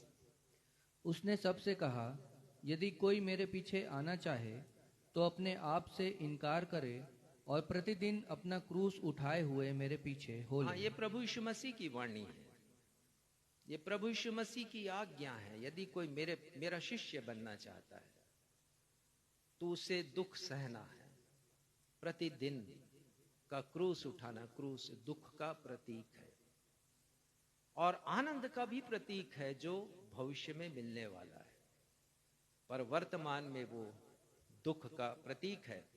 दूसरी बात, वे विश्वासी लोग जो प्रभु यीशु मसीह की बहुमूल्यता के सामने सांसारिक अभिलाषाओं, सांसारिक उपलब्धियों और लालसाओं को तुच्छ जानते हैं। लूका 14:33वां पद पढ़िएगा। और ऐसे लोग जो स्वत्याग करते हैं, ऐसे लोग जो जोखिम उठाते हैं, खतरा उठाते हैं, ऐसे लोग क्यों उठाते हैं? क्योंकि वो समझते हैं कि संसार की सारे अभिलाषाओं, उपलब्धियों और लालसाओं के सामने मेरा प्रभु महान है और सबसे बहुमूल्य है। पढ़िएगा। इसी रीति से तुम में से जो कोई अपना सब कुछ त्याग ना दे तो वह मेरा चेला नहीं हो सकता। प्रभु यीशु मसीह ने कहा कि तुम्हें त्यागना पड़ेगा, तुम्हें कुछ खोना पड़ेगा कुछ पाने के लिए। वो तो कहते हैं तब तक तुम मेरा चेला नहीं बन सकते। और इसी के कारण मसीहियत फैली संसार में, क्योंकि लोगों ने त्यागा है। जो सर्वश्रेष्ठ था उनके लिए संसार में, उसको त्यागा और प्रभु यीशु मसीह के पीछे वो चलने लगे। मत्ती 7:13 निकालिए। तीसरा हम देखेंगे गुण क्या होना चाहिए मसीह विश्वासी में। और ये लोग वो हैं जो अपने जीवन में चौड़े फाटक और चौड़े मार्ग को ठुकरा देते हैं, संसार के आकर्षण को, उसकी चकाचौंध को ठुकरा देते हैं और उसकी अपेक्षा सकरे फाटक और सकरे मार्ग का चुनाव करते हैं। मत्ती 7:13। सकेत फाटक से प्रवेश करो, क्योंकि चौड़ा है वह फाटक और चाकल है वह मार्ग जो विनाश को पहुंचाता है, और बहुतेरे हैं जो उससे प्रवेश करते हैं। बहुतेरे प्रवेश करते हैं। और उसके आगे लिखा है कि सकरे मार्ग से, जो जीवन को पहुंचाता है, अनंत जीवन को पहुंचाता है। चौथी बात, वे विश्वासी लोग, निकाल लीजिए मत्ती 5 उसका 10, 11, 12 पढ़ेंगे। वे विश्वासी लोग जो प्रभु यीशु मसीह के नाम और गवाही के कारण सताव सहते हैं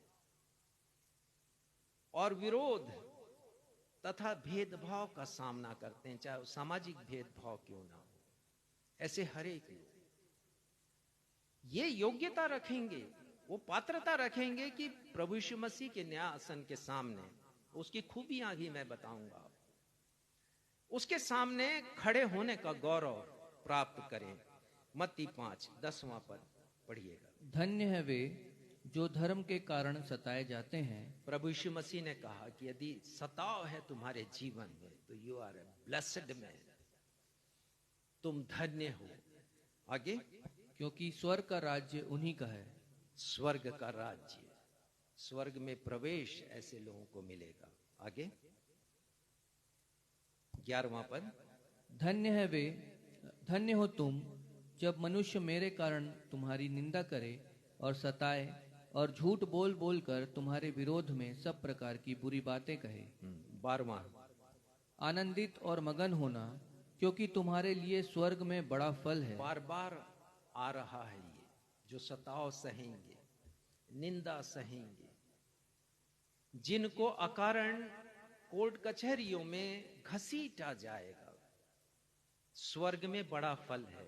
इस संसार में तो उपेक्षा मिली, इस संसार में अपमान मिला है, तुम्हें भेदभाव का सामना करना पड़ा है, परंतु स्वर्ग में तुम्हारे लिए बड़ा फल है।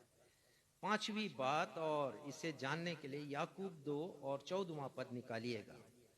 वे विश्वासी लोग जो कार्यकारी विश्वासी होते हैं, जैसा मैं बार बार कह रहा हूं, एक्टिव क्रिश्चियन, ऐसा जीवन जो क्रियाशील जीवन, मसीही जीवन है, जिसमें जैसा विश्वास होता है वैसा जीवन जिया जाता है।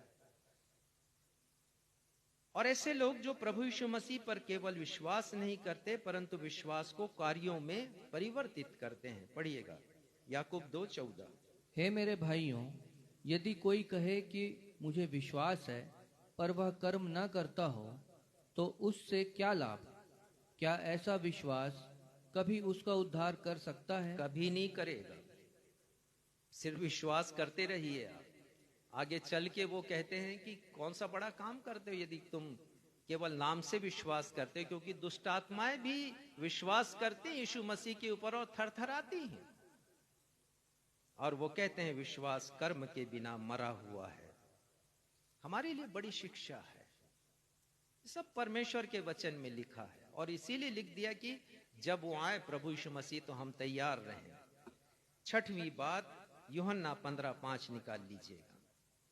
वे विश्वासी लोग जो प्रभु यीशु मसीह की संगति में बने रहते हैं और आत्मिक फलों को उत्पन्न करते हैं। ये नहीं कि निठल्ले बैठ जाएं हम, उद्धार तो मिल गया, प्रभु यीशु मसीह को उद्धार करता करके स्वीकार किया, पश्चाताप भी कर लिया, अब आराम से बैठो, जिंदगी ऐसे ही गुजरेगी, ऐसा नहीं। फलों को, आत्मा के फलों को, ये दृष्टिगोचर होना चाहिए हमारी जिंदगी में, दिखना चाहिए दूसरों, यही तो गवाही होती है। पढ़िएगा 15:5 यूहन्ना। मैं दाखलता हूँ, तुम डालियां हो। जो मुझ में बना रहता है और मैं उसमें, वह बहुत फल फलता है। प्रभु यीशु मसीह ने कहा मुझ में बने रहो, मुझ में बने रहोगे, मेरी संगति में रहोगे, अपना जीवन मुझे दे दोगे तो तुम बहुत सा फल लेकर के आओगे। अंतिम बात बताना चाहूंगा कि वचन के अनुसार परमेश्वर के लोग कौन हैं, और ये परमेश्वर के लोग संत पतरस कह रहे हैं कि पहले उनका न्याय होगा। 7वीं बात, वे विश्वासी लोग जो परमेश्वर की इच्छा पर चलते हैं, चाहे परिस्थितियां कितनी भी विषम क्यों ना हो जाएं। मत्ती 7:21 में लिखा है, प्रभु यीशु मसीह ने साफ साफ वहां पर लिखा है, मत्ती 7:21 में, जो मुझसे हे प्रभु कहता है, उनमें से हर एक स्वर्ग के राज्य में प्रवेश न करेगा, परंतु वही जो मेरे स्वर्ग पिता की इच्छा पर चलता है। हाँ, ये वो लोग हैं जो परमेश्वर के लोग कहलाए जाएंगे। फिलिपियों 3:20 में तो मैंने आपको पहले ही बता दिया, लिखा, संत पौलुस लिखते हैं कि हमारा स्वदेश स्वर्ग पर है और हम वहां से एक उद्धारकर्ता के प्रकट होने की बाट जोह रहे हैं। तो वे सारे लोग जो प्रभु यीशु मसीह की बाट जोहते हैं, पिता की मर्जी पर चलते हैं, ऐसे सारे लोग, और केवल ऐसे ही लोग, पहला पतरस 4 अध्याय 17वें पद के अनुसार परमेश्वर के लोग कहलाए जाएंगे, केवल ऐसे ही लोग। रोमियो 8:1 में लिखा है, संत पौलुस लिखते हैं, अब से जो कोई मसीह यीशु में है उस पर दंड की आज्ञा नहीं। तो वो लोग जो कि परमेश्वर के लोग हैं और मसीह यीशु में हैं, ये बहुत बड़ा अंतर पैदा करता है। हम मसीह यीशु में हैं या नहीं हैं, जांचने की आवश्यकता। हम कहां हैं, संसार में हैं कि यीशु मेरे भीतर है, कि हम उसमें जीवन जी रहे हैं कि नहीं जी रहे हैं। और पहला थिस्सलुनीकियों 4 अध्याय 17वां पद, आगे भी हम इन पदों को देखेंगे। वहां लिखा है कि पहले वे मृतक जो मसीह में मरे हैं, मसीह में मरे हैं, जीवित अवस्था में हैं तो मसीह में होना चाहिए। और हमारी अंतिम सांस आ गई है तो तब तक के जीवन में मसीह होना चाहिए। तो ऐसे लोग वो प्रभु यीशु मसीह के न्याय सिंहासन के सामने खड़े होने का दर्जा, पात्रता, योग्यता प्राप्त करेंगे। परमेश्वर के वचन के अनुसार प्रत्येक वह व्यक्ति जो ईसाई, क्रिश्चियन या मसीही कहलाता है, परमेश्वर के सिंहासन के सामने खड़े होने की पात्रता तब तक नहीं रखेगा जब तक वो परमेश्वर का लोग नहीं कहलाया जाएगा। अब परमेश्वर का लोग कौन कहेगा? आप कहते रहे ना कि हम तो परमेश्वर के लोग हैं। मुझसे कई बार कई लोग ऐसा कहते हैं। आप कहते हैं, परमेश्वर कहते कि नहीं आपके बारे में? परमेश्वर पिता ने बहुत से लोगों के बारे में कहा है। अब्राहम के बारे में कहा, उन्होंने नूह के बारे में कहा है परमेश्वर पिता ने, यूसुफ के बारे में कहा परमेश्वर पिता ने, दाऊद के बारे में कहा परमेश्वर पिता ने, पौलुस के बारे में कहा परमेश्वर पिता ने।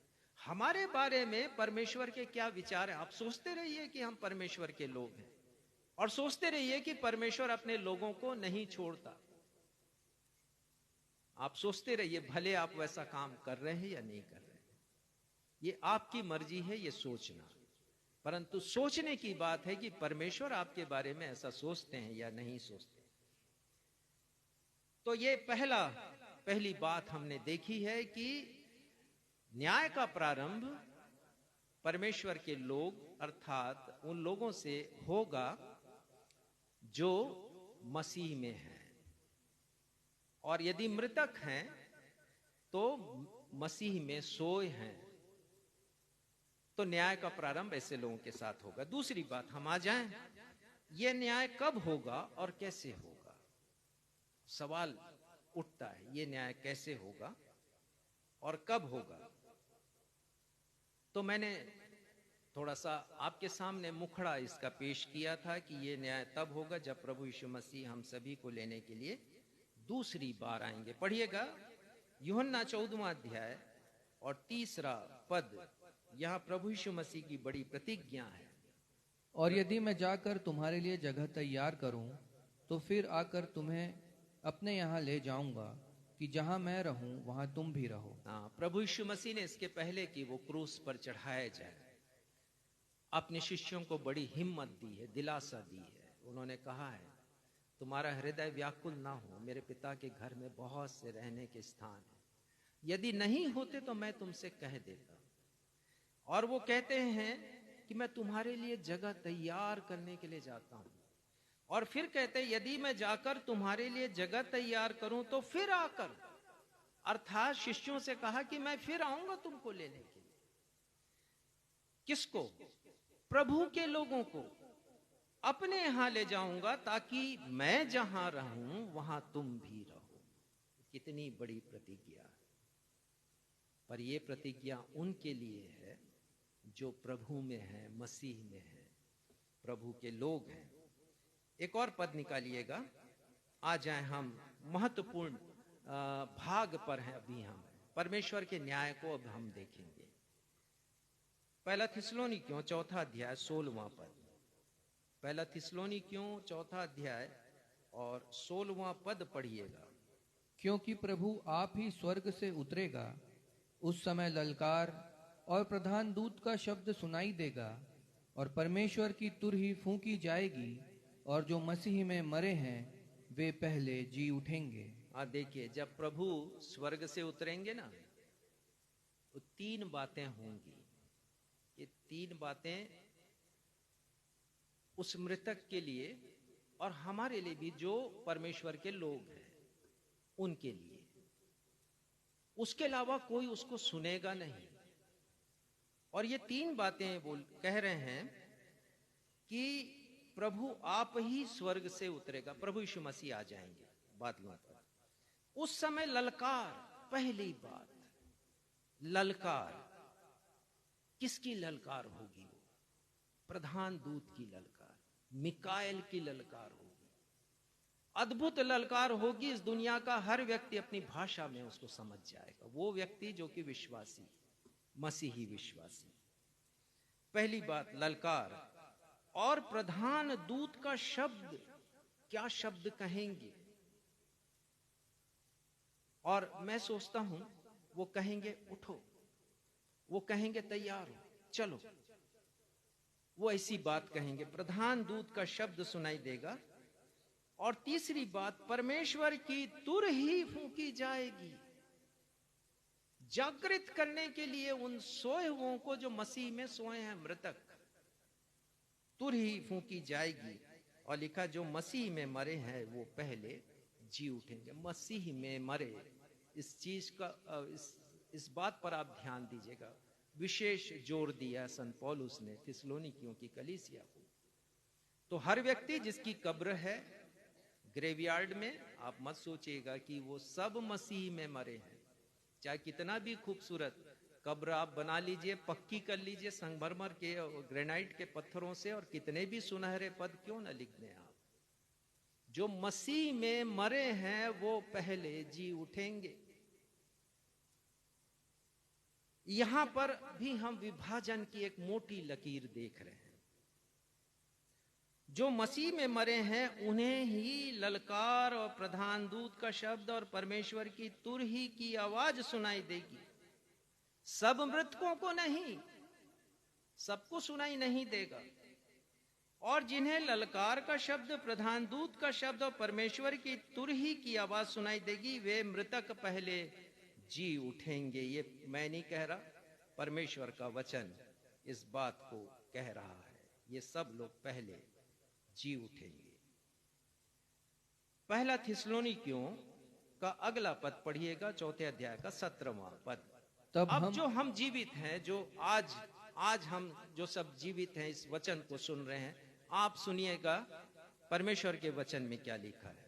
तब हम जो जीवित और बचे रहेंगे उनके साथ बादलों पर उठा लिए जाएंगे। किनके साथ? वो मृतक जो प्रभु में सोए, वो पहले जी उठेंगे ना।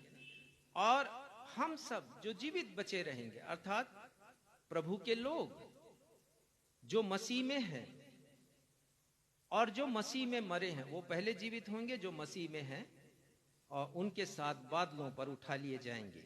और आगे कि हवा में प्रभु से मिले। हाँ, फिर हमारी मुलाकात होगी प्रभु यीशु मसीह से। वाह, क्या न्याय है ये! कितना आनंदित करने वाला वो लम्हा होगा। और उसके बाद क्या लिखा है कि और इस रीति से हम सदा प्रभु के साथ रहेंगे। कि हम प्रभु के साथ हमेशा रहेंगे। आज भजन संहिता 96 हमने पढ़ा है, और उसमें लिखा है, आकाश आनंद करे, पृथ्वी मगन हो, समुद्र और उसकी सब वस्तुएं गरज उठे, मैदान और जो कुछ उसमें वो प्रफुल्लित हो। उसी समय वन के सारे वृक्ष जय जयकार करें, क्योंकि परमेश्वर पृथ्वी का न्याय करने के लिए आने वाला है। ये तो बेहतरीन क्षण होगा हमारी जिंदगी का, आनंद से भर देने वाला क्षण। और यदि हम मिस करेंगे तो हमसे अभागा कोई नहीं होगा। इसलिए आवश्यक है कि हम ध्यान दें उस विभाजन की स्पष्ट रेखा को, जो विश्वासी मसीहियों और नामधारी मसीहियों के बीच में खींच दी जाएगी। विभाजन की स्पष्ट लकीर हम यहां पर देखते हैं पहला थिस्सलुनीकियों 4:16 और 4:17 में। और ये विभाजन की लकीर मोटी लकीर है, गहरी लकीर है, उनके मध्य जो प्रभु के लोग हैं और उनके मध्य जो प्रभु के लोग नहीं हैं। प्रभु के लोग बादलों पर उठा लिए जाएंगे, ये ध्यान दीजिएगा। ये न्याय होगा परमेश्वर का उस दिन, कि जो प्रभु के लोग हैं, चाहे वो मृतक हैं जो मसीह में सोए हैं, या फिर वो जीवित हैं जो प्रभु में हैं, वो बादलों पर उठा लिए जाएंगे। लेकिन जो लोग प्रभु के नहीं हैं, नामधारी मसीही हैं, वे छोड़ दिए जाएंगे। देखिए, प्रभु यीशु मसीह ने भी इसकी व्याख्या की है। लूका 17:34, 35 और 36 पद को पढ़िएगा। लूका 17:34, 35 और 36 पद, जहां प्रभु यीशु मसीह साफ साफ कहते हैं कि कौन उठाया जाएगा और कौन छोड़ दिया जाएगा। तो वो लोग छोड़ दिए जाएंगे, और जो लोग छोड़ दिए जाएंगे अर्थात कब्रिस्तान में जो लोग पड़े रहेंगे, जो प्रभु में नहीं मरे हैं, तो वो छोड़ दिए जाएंगे। और वो सारे लोग जो हमारे ही साथ हैं, हो सकता हमारे परिवार के लोग, जो प्रभु में नहीं हैं, वो भी छोड़े जाएंगे। और लेकिन जो प्रभु में है वो उठाए जाएंगे। प्रभु यीशु मसीह ने क्या कहा, पढ़िएगा। मैं तुमसे कहता हूं, उस रात 2 मनुष्य एक खाट पर होंगे, एक ले लिया जाएगा और दूसरा छोड़ दिया जाएगा। प्रभु यीशु मसीह साफ साफ कह रहे हैं, उस रात्रि खाट पर 2 लोग होंगे, एक ले लिया जाएगा और दूसरा छोड़ दिया जाएगा। और उसके बाद वो कहते हैं 2 स्त्रियां चक्की पीसती होंगी, एक ले ली जाएगी और दूसरी छोड़ दी जाएगी। और फिर कहते हैं 2 जन खेत में होंगे, एक ले लिया जाएगा, दूसरा छोड़ दिया जाएगा। ये परमेश्वर का अद्भुत न्याय होगा मृतकों और जीवितों के मध्य में।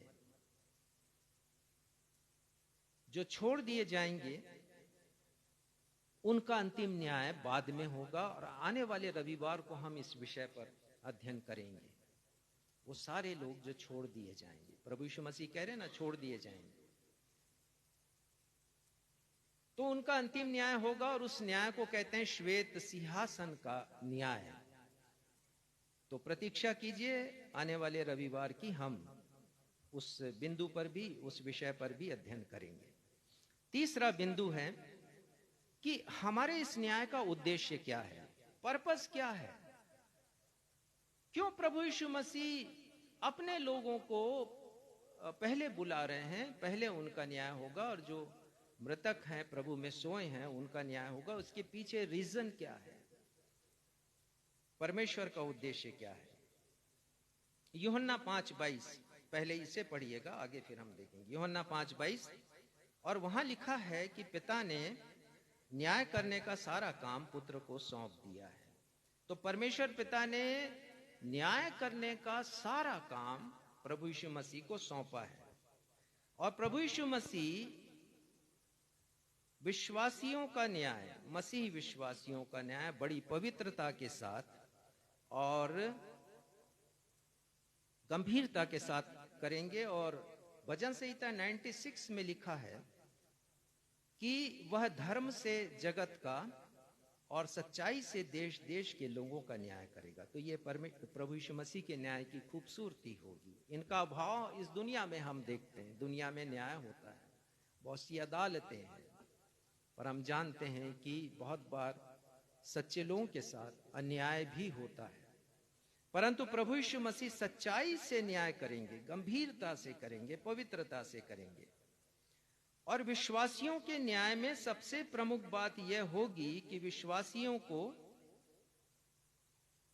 इस पृथ्वी पर उनके द्वारा किए गए जीवित और क्रियाशील विश्वास के लिए, ध्यान दीजिएगा, विश्वासियों को इस पृथ्वी के जीवन में जीवित और क्रियाशील विश्वास के लिए, कठिन समय में धीरज रखने की गवाही देने के लिए, भलाई और सेवा के कार्यों के लिए किए गए त्याग के लिए पुरस्कृत किया जाएगा। तो हम सभी को रिवॉर्ड मिलेगा, उन लोगों को जो कि मसीह विश्वासी हैं। इस न्याय में हम सभी को रिवॉर्ड मिलेगा, पुरस्कार मिलेगा। और यह न्याय मसीह विश्वासियों को दंडित करने नहीं, परंतु पुरस्कृत करने के लिए किया जाएगा। किसी को दंडित नहीं किया जाएगा। क्यों? क्योंकि मसीह विश्वासी हैं, ये परमेश्वर के लोग, इन्होंने कष्ट उठाया जीवन में, इन्होंने अपने विश्वास की रखवाली की है। पढ़िएगा, कुछ पदों को हम पढ़ेंगे। 2 तीमुथियुस 4 अध्याय 8वां पद पढ़िएगा। 2 तीमुथियुस 4 अध्याय 8वां पद। भविष्य में मेरे लिए धर्म का वह मुकुट रखा हुआ है, जिसे प्रभु जो धर्मी और न्यायी है मुझे उस दिन देगा, और मुझे ही नहीं वरन उन सबको भी जो उसके प्रकट होने को प्रिय जानते हैं। संत पौलुस लिखते हैं कि भविष्य में मेरे लिए धर्म का वह मुकुट रखा है। हम सभी को मुकुट पहनाया जाएगा, प्रभु यीशु मसीह पहनाएंगे। हम अपने विश्वास में खरे उतरेंगे तब। और वो कहते मुझे ही नहीं परंतु सभी को जो उसके आने की प्रतीक्षा कर रहे हैं। एक पद निकालिएगा, 1 पतरस 5वां अध्याय और उसका 4 पद। मैं पढ़ देता हूं इसको, मैंने निकाल लिया। यहां लिखा है, और जब प्रधान रखवाला प्रकट होगा तो तुम्हें महिमा का मुकुट दिया जाएगा जो कभी मुरझाने का नहीं। इस दुनिया के मुकुट मुरझा जाते हैं। मैं पढ़ रहा था रानी विक्टोरिया के मुकुट के बारे में, जिसमें कोहिनूर हीरा लगा हुआ है, और वो भी अब चमक विहीन हो गया है। संग्रहालय में रखा है लंदन के, चमक विहीन हो गया। पर संत पतरस कह रहे हैं जो कभी मुरझाएगा नहीं, कभी चमक विहीन नहीं होगा, वो उसकी खूबसूरती वैसे ही बनी रहेगी आजीवन। और फिलिपियों 3:14 में लिखा, पढ़िएगा इस पद को। और यहां संत पौलुस कह रहे हैं फिलिपियों 3:14 में, निशाने की ओर दौड़ा चला जाता हूँ। यानी इस जीवन में, जिस जीवन में मैं रह रहा हूं, मेरा निशान प्रभु यीशु मसीह का क्रूस है और मैं उसकी तरफ दौड़ा चला जा रहा हूं। आगे, ताकि वह इनाम पाऊं जिसके लिए परमेश्वर ने मुझे मसीह यीशु में तो ये ऊपर उद्देश्य बुलाया है, ये उद्देश्य है प्रभु यीशु मसीह का। हम न्याय आसन के सामने खड़े होंगे, प्रभु यीशु मसीह हमें हमारे सिर पर मुकुट रखेंगे। और वो कहते हैं कि संत पौलुस की कुछ पुरस्कार है, ताकि वह इनाम पाऊं जो प्रभु यीशु मसीह ने मेरे लिए रखा है। और मत्ती 25 अध्याय जो आज पढ़ा गया, उसके 21वें पद में हम जब पढ़ते हैं तो हम ये पाते हैं कि जिस व्यक्ति को 5 तोड़ा मिला था, उसने 5 तोड़े और कमाए हैं। और स्वामी ने जब देखा है तो उससे कहा है, धन्य है अच्छे और विश्वास योग्य दास। शाबाशी के वाक्य है। और हम में से कितने सुनना चाहेंगे इस वाक्य को? उस दिन जब न्याय होगा और हम जो विश्वासी कहलाते हैं, परमेश्वर के लोग कहलाते हैं, कि प्रभु यीशु मसीह हमारे इस पीठ को थपथपा कर कहेंगे कि धन्य है विश्वासी, विश्वास योग्य दास। और आगे लिखा है, हे धन्य अच्छे और विश्वास योग्य दास, तू थोड़े में विश्वास योग्य रहा। भले ही संसार की संपत्ति हमारे पास ना हो, भले ही सुख सुविधा की वस्तु में हमारे पास ना हो, पर यदि हम विश्वास योग्य बने रहते हैं तो अवश्य है कि प्रभु यीशु मसीह हमारी पीठ थपथपाएंगे और वो कहेंगे कि मैं तुझे बहुत वस्तुओं का अधिकारी बनाऊंगा, मेरे आनंद में सहभागी हो जा। तो ये समय आनंद का समय होगा, ये समय पुरस्कार पाने का होगा, ये उद्देश्य है इस न्याय का। और ये समय मुकुट पहनने का होगा। पहला पत्रस 1:7 में और पढ़िएगा, और वहां लिखा है, और यह इसलिए कि तुम्हारा परखा हुआ विश्वास जो आग से ताए हुए नाशमान सोने से भी कहीं अधिक बहुमूल्य है। ऐसा विश्वास होना चाहिए। आग से तपाए गए सोने से भी अधिक मूल्यवान, अर्थात 24 कैरेट से भी अधिक मूल्यवान है। आगे, अधिक बहुमूल्य है, यीशु मसीह के प्रकट होने पर प्रशंसा और महिमा और आदर का कारण ठहरे। देखिए, ये सब होगा, हमारी प्रशंसा की जाएगी, हमें महिमा दिया जाएगा, हमें आदर प्रदान किया जाएगा, सम्मानित किया जाएगा। और इससे बड़ा पुरस्कार क्या होगा? विश्वासियों के न्याय में किसी को भी मृत्यु दंड की, अर्थात अनंत मृत्यु की घोषणा किसी को नहीं होगी। तो ये हमारा प्रिविलेज होगा कि हम अनंत जीवन पाएंगे, ना कि अनंत मृत्यु। परंतु ध्यान दीजिएगा, परंतु योग्यता का निर्धारण होगा, और उसी के अनुसार मसीही विश्वासी पुरस्कृत होंगे। किसी को कम मिलेगा और किसी को अधिक। ये मैं नहीं कह रहा, ये परमेश्वर का वचन कह रहा है। कैसे? आगे देखेंगे। पहला कुरिन्थी 3 अध्याय और 13वां पद पढ़िएगा। पहला कुरिन्थियों 3 अध्याय 13वां पद, और आप पढ़ेंगे तो मैं समझाते भी जाऊंगा, कुछ कुछ पंक्ति को पढ़िएगा, आप पढ़िएगा। तो हर एक का काम प्रकट हो हर एक का जाएगा। काम, हर एक का काम का मतलब है हर एक का, मसीही विश्वासी का काम। काम का मतलब बादलों पर उठाए लिए जाने और प्रभु यीशु मसीह के न्याय आसन के सामने हर एक का काम। आगे पढ़िए। क्योंकि वह दिन उसे बताएगा। हाँ, प्रकट हो जाएगा, हर एक का काम प्रकट हो जाएगा बादलों पर उठा लिए जाने के बाद, और प्रभु यीशु मसीह के न्याय आसन के सामने हम सभी का काम प्रकट होगा। हाँ, आगे। क्योंकि वह दिन उसे बताएगा। हाँ, वह दिन मतलब न्याय का दिन उसे, अर्थात मसीही विश्वासी को या परमेश्वर के लोग को बताएगा। क्या बताएगा? इसलिए कि आग के साथ क्या बताएगा? उनका काम बताएगा। और उस दिन ये सब कुछ प्रकट होगा और उसका काम बताया जाएगा। और क्या लिखा है यहाँ पर? इसलिए कि आग के साथ प्रकट होगा। हाँ, इसलिए कि उसका काम आग, अर्थात स्वर्गीय आग के साथ प्रकट होगा। अब ये ध्यान देने की आवश्यकता है। देखिए, हम मसीही जीवन में हैं और हम परफेक्ट नहीं हैं, हम सिद्ध नहीं, हम सिद्धता की तरफ बढ़ रहे हैं। और सिद्धता का जो मापदंड है, किसी के लिए कम, किसी के लिए अधिक हो सकता है। तो जो हमारी कमी रहेगी, उस दिन जब हम प्रभु यीशु मसीह के न्यायासन के सामने खड़े होंगे, तो स्वर्गीय आग हमारी उस निर्बलता को, हमारी उस कमजोरी को जला देगा। जला देगा तो क्या होगा? हम पवित्र कर दिए जाएंगे वहां पर अपने गुणों के साथ। लेकिन आगे लिखा है उसमें 15वें पद में, और वह आग हर एक का काम परखेगी कि कैसा है। हाँ, वो आग परखेगी हमारा काम। इस पृथ्वी पर रहते रहते हमने क्या क्या काम किए हैं। 15वां पद पढ़िएगा।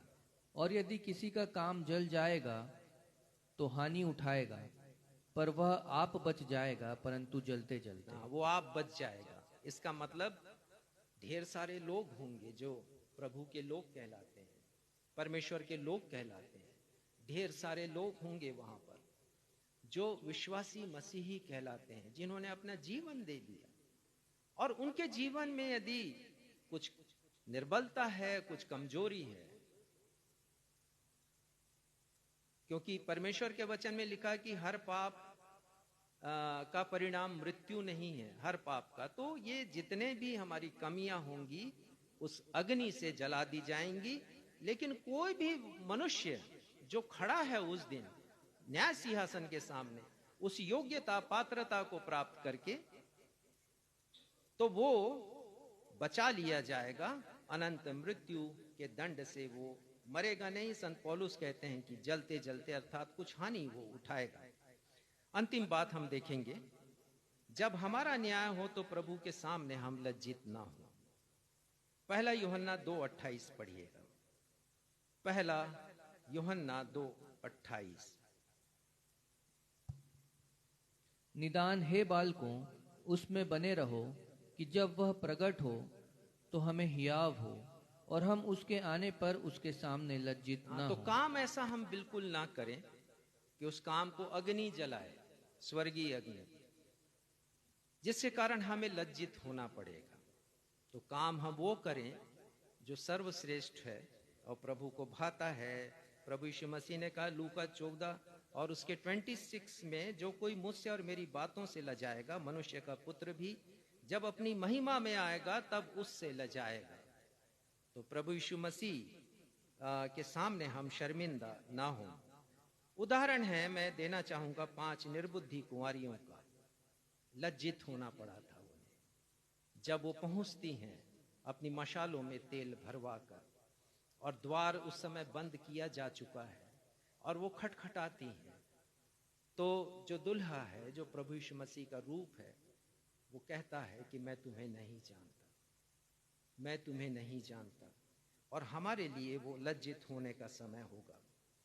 जिसे एक तोड़ा मिला है, यहाँ पर मत्ती 25 में हमने आज पढ़ लिया कि एक मनुष्य ऐसा भी है, सेवक, जिसको एक तोड़ा मिला है, लेकिन उसे लज्जित होना पड़ा है क्योंकि वो फल नहीं लाया है। जिस फल को उसके अन्य सेवकों ने प्रस्तुत किया स्वामी के सामने, वो कहता है कि ये तेरा है और मैं उसे ऐसे ही तुझे वापस कर रहा हूं। और प्रभु यीशु मसीह उसके बारे में कहते हैं 27 पद में, मत्ती 25:27 पद में, तुझे चाहिए था तो तुझे चाहिए था कि मेरा रुपया सराफों को दे देता, तब मैं आकर अपना धन ब्याज समेत ले लेता। और उसके बाद प्रभु यीशु मसीह कहते हैं 30वें पद को पढ़िएगा। और इस निकम्मे दास को बाहर के अंधेरे में डाल दो, जहां रोना और दांत पीसना होगा। ये स्थिति हमारी नहीं हो, हमारी स्थिति कभी ना हो कि हमें ऐसा समय देखना पड़े। इसलिए हमें बदलने की आवश्यकता है। इफिसियों 6:8 में लिखा है, संत पौलुस लिखते हैं, क्या तुम जानते हो? वो कहते हैं क्या तुम जानते हो, लेकिन प्रश्न ये है क्या आप जानते हैं? इतने दिनों से बाइबल पढ़ रहे हैं, मसीही कहलाते हैं, क्या आप जानते हैं कि जो कोई जैसा अच्छा काम करेगा वह प्रभु से वैसा ही पाएगा। हम जैसा बोएंगे वैसा काटेंगे, ध्यान रखिएगा। वो कहते हैं चाहे दास हो या स्वतंत्र हो, चाहे वो अमीर हो या गरीब हो, जो जैसा काम करेगा वैसा प्रभु से रिवार्ड पाएगा, वैसा प्रतिफल प्रभु से पाएगा। एक उदाहरण बतलाऊंगा आपको और समाप्त करूंगा अपने संदेश को। मैंने पढ़ा एक धनवान महिला के बारे में, और वो मसीह में थी, और उसने रात्रि में एक स्वप्न देखा, और स्वप्न में देखा कि वो स्वर्ग के दरवाजे पर खड़ी है। स्वर्गदूत ने उसका वेलकम किया है और वो स्वर्ग में घूमने लगती। स्वर्ग की सुंदरता देख करके वो आश्चर्यचकित हो जाती है, और वो कहती स्वर्गदूत से कि प्रभु ने तो कहा है कि मैं तुम्हारे लिए जगह तैयार करने जाता हूं, क्या मेरे लिए यहाँ कोई घर है? प्रभु ने तैयार किया। स्वर्गदूत कहते हैं हाँ हाँ, क्यों नहीं है, चलिए मैं आपको ले चलता हूं। और एक खूबसूरत सा घर वो दिखाता है उस धनवान महिला को, और वो बड़ी खुश हो जाती है और वो घर घूमने लगती है। और जब पिछवाड़े में आती तो देखती पीछे एक बहुत बड़ा बंगला है। तो वो स्वर्गदूत से पूछती, अरे ये तो और भी खूबसूरत है, ये किसका है? तो वो कहता है कि ये तो स्मिथ का है। कौन स्मिथ? अरे वही जो आपके शहर में रहता है, आपके घर का खानसामा है। तो वो महिला कहती कि अरे खानसामे को इतना बड़ा बंगला और मुझे इतना छोटा सा घर आपने दिया है। तो स्वर्गदूत कहते हैं कि जैसा मटेरियल आपने भेजा है पृथ्वी से, वैसा घर हमने बना दिया। उसने अच्छा मटेरियल भेजा है, जैसा अच्छा काम करेंगे प्रभु से वैसा ही प्रतिफल हम प्राप्त करेंगे। इस वचन के द्वारा परमेश्वर पिता आप सभी को अपनी आशीषों से परिपूर्ण करें। आइए हम उस चुनौती देते हुए गीत को गाएं, खुल जाएंगी किताबें जब भी हिसाब होगा, इंसाफ का तराजू यीशु के हाथ होगा। पिछले रविवार को हमने इसके 2 पदों को गाया, आज तीसरे पद को गाएंगे।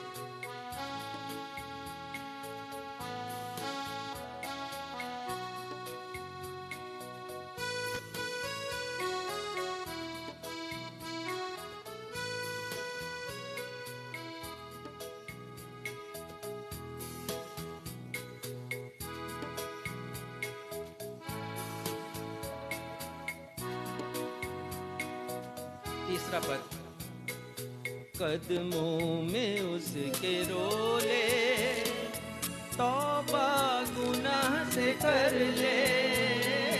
कदमों में उसके रोले, तौबा गुनाह से कर ले।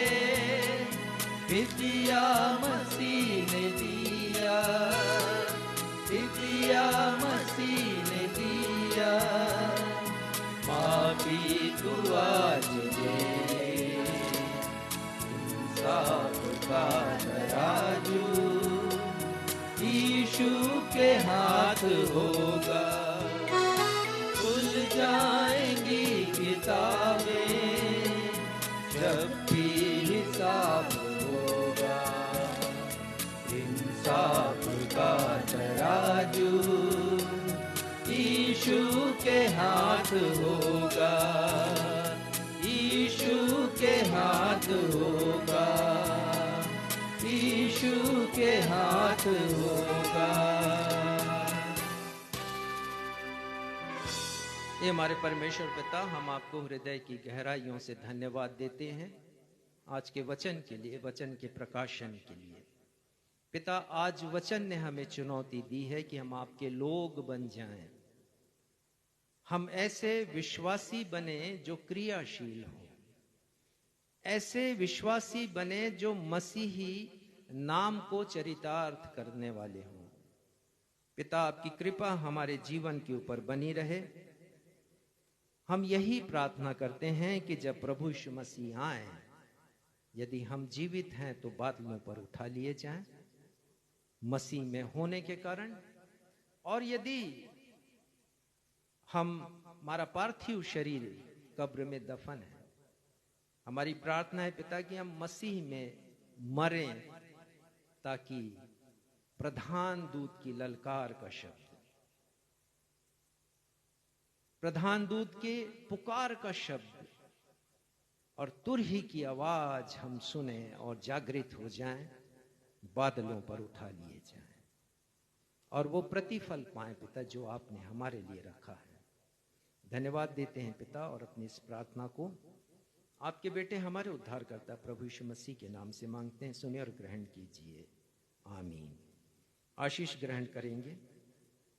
अब जो तुम्हें ठोकर खाने से बचा सकता है और अपनी महिमा की भरपूरी के सामने मगन और निर्दोष करके खड़ा कर सकता है, उस अद्वैत परमेश्वर हमारे उद्धारकर्ता की महिमा और गौरव और पराक्रम और अधिकार हमारे प्रभु यीशु मसीह के द्वारा, जैसा सनातन काल से है, अब भी हो और युगान युग होता रहे।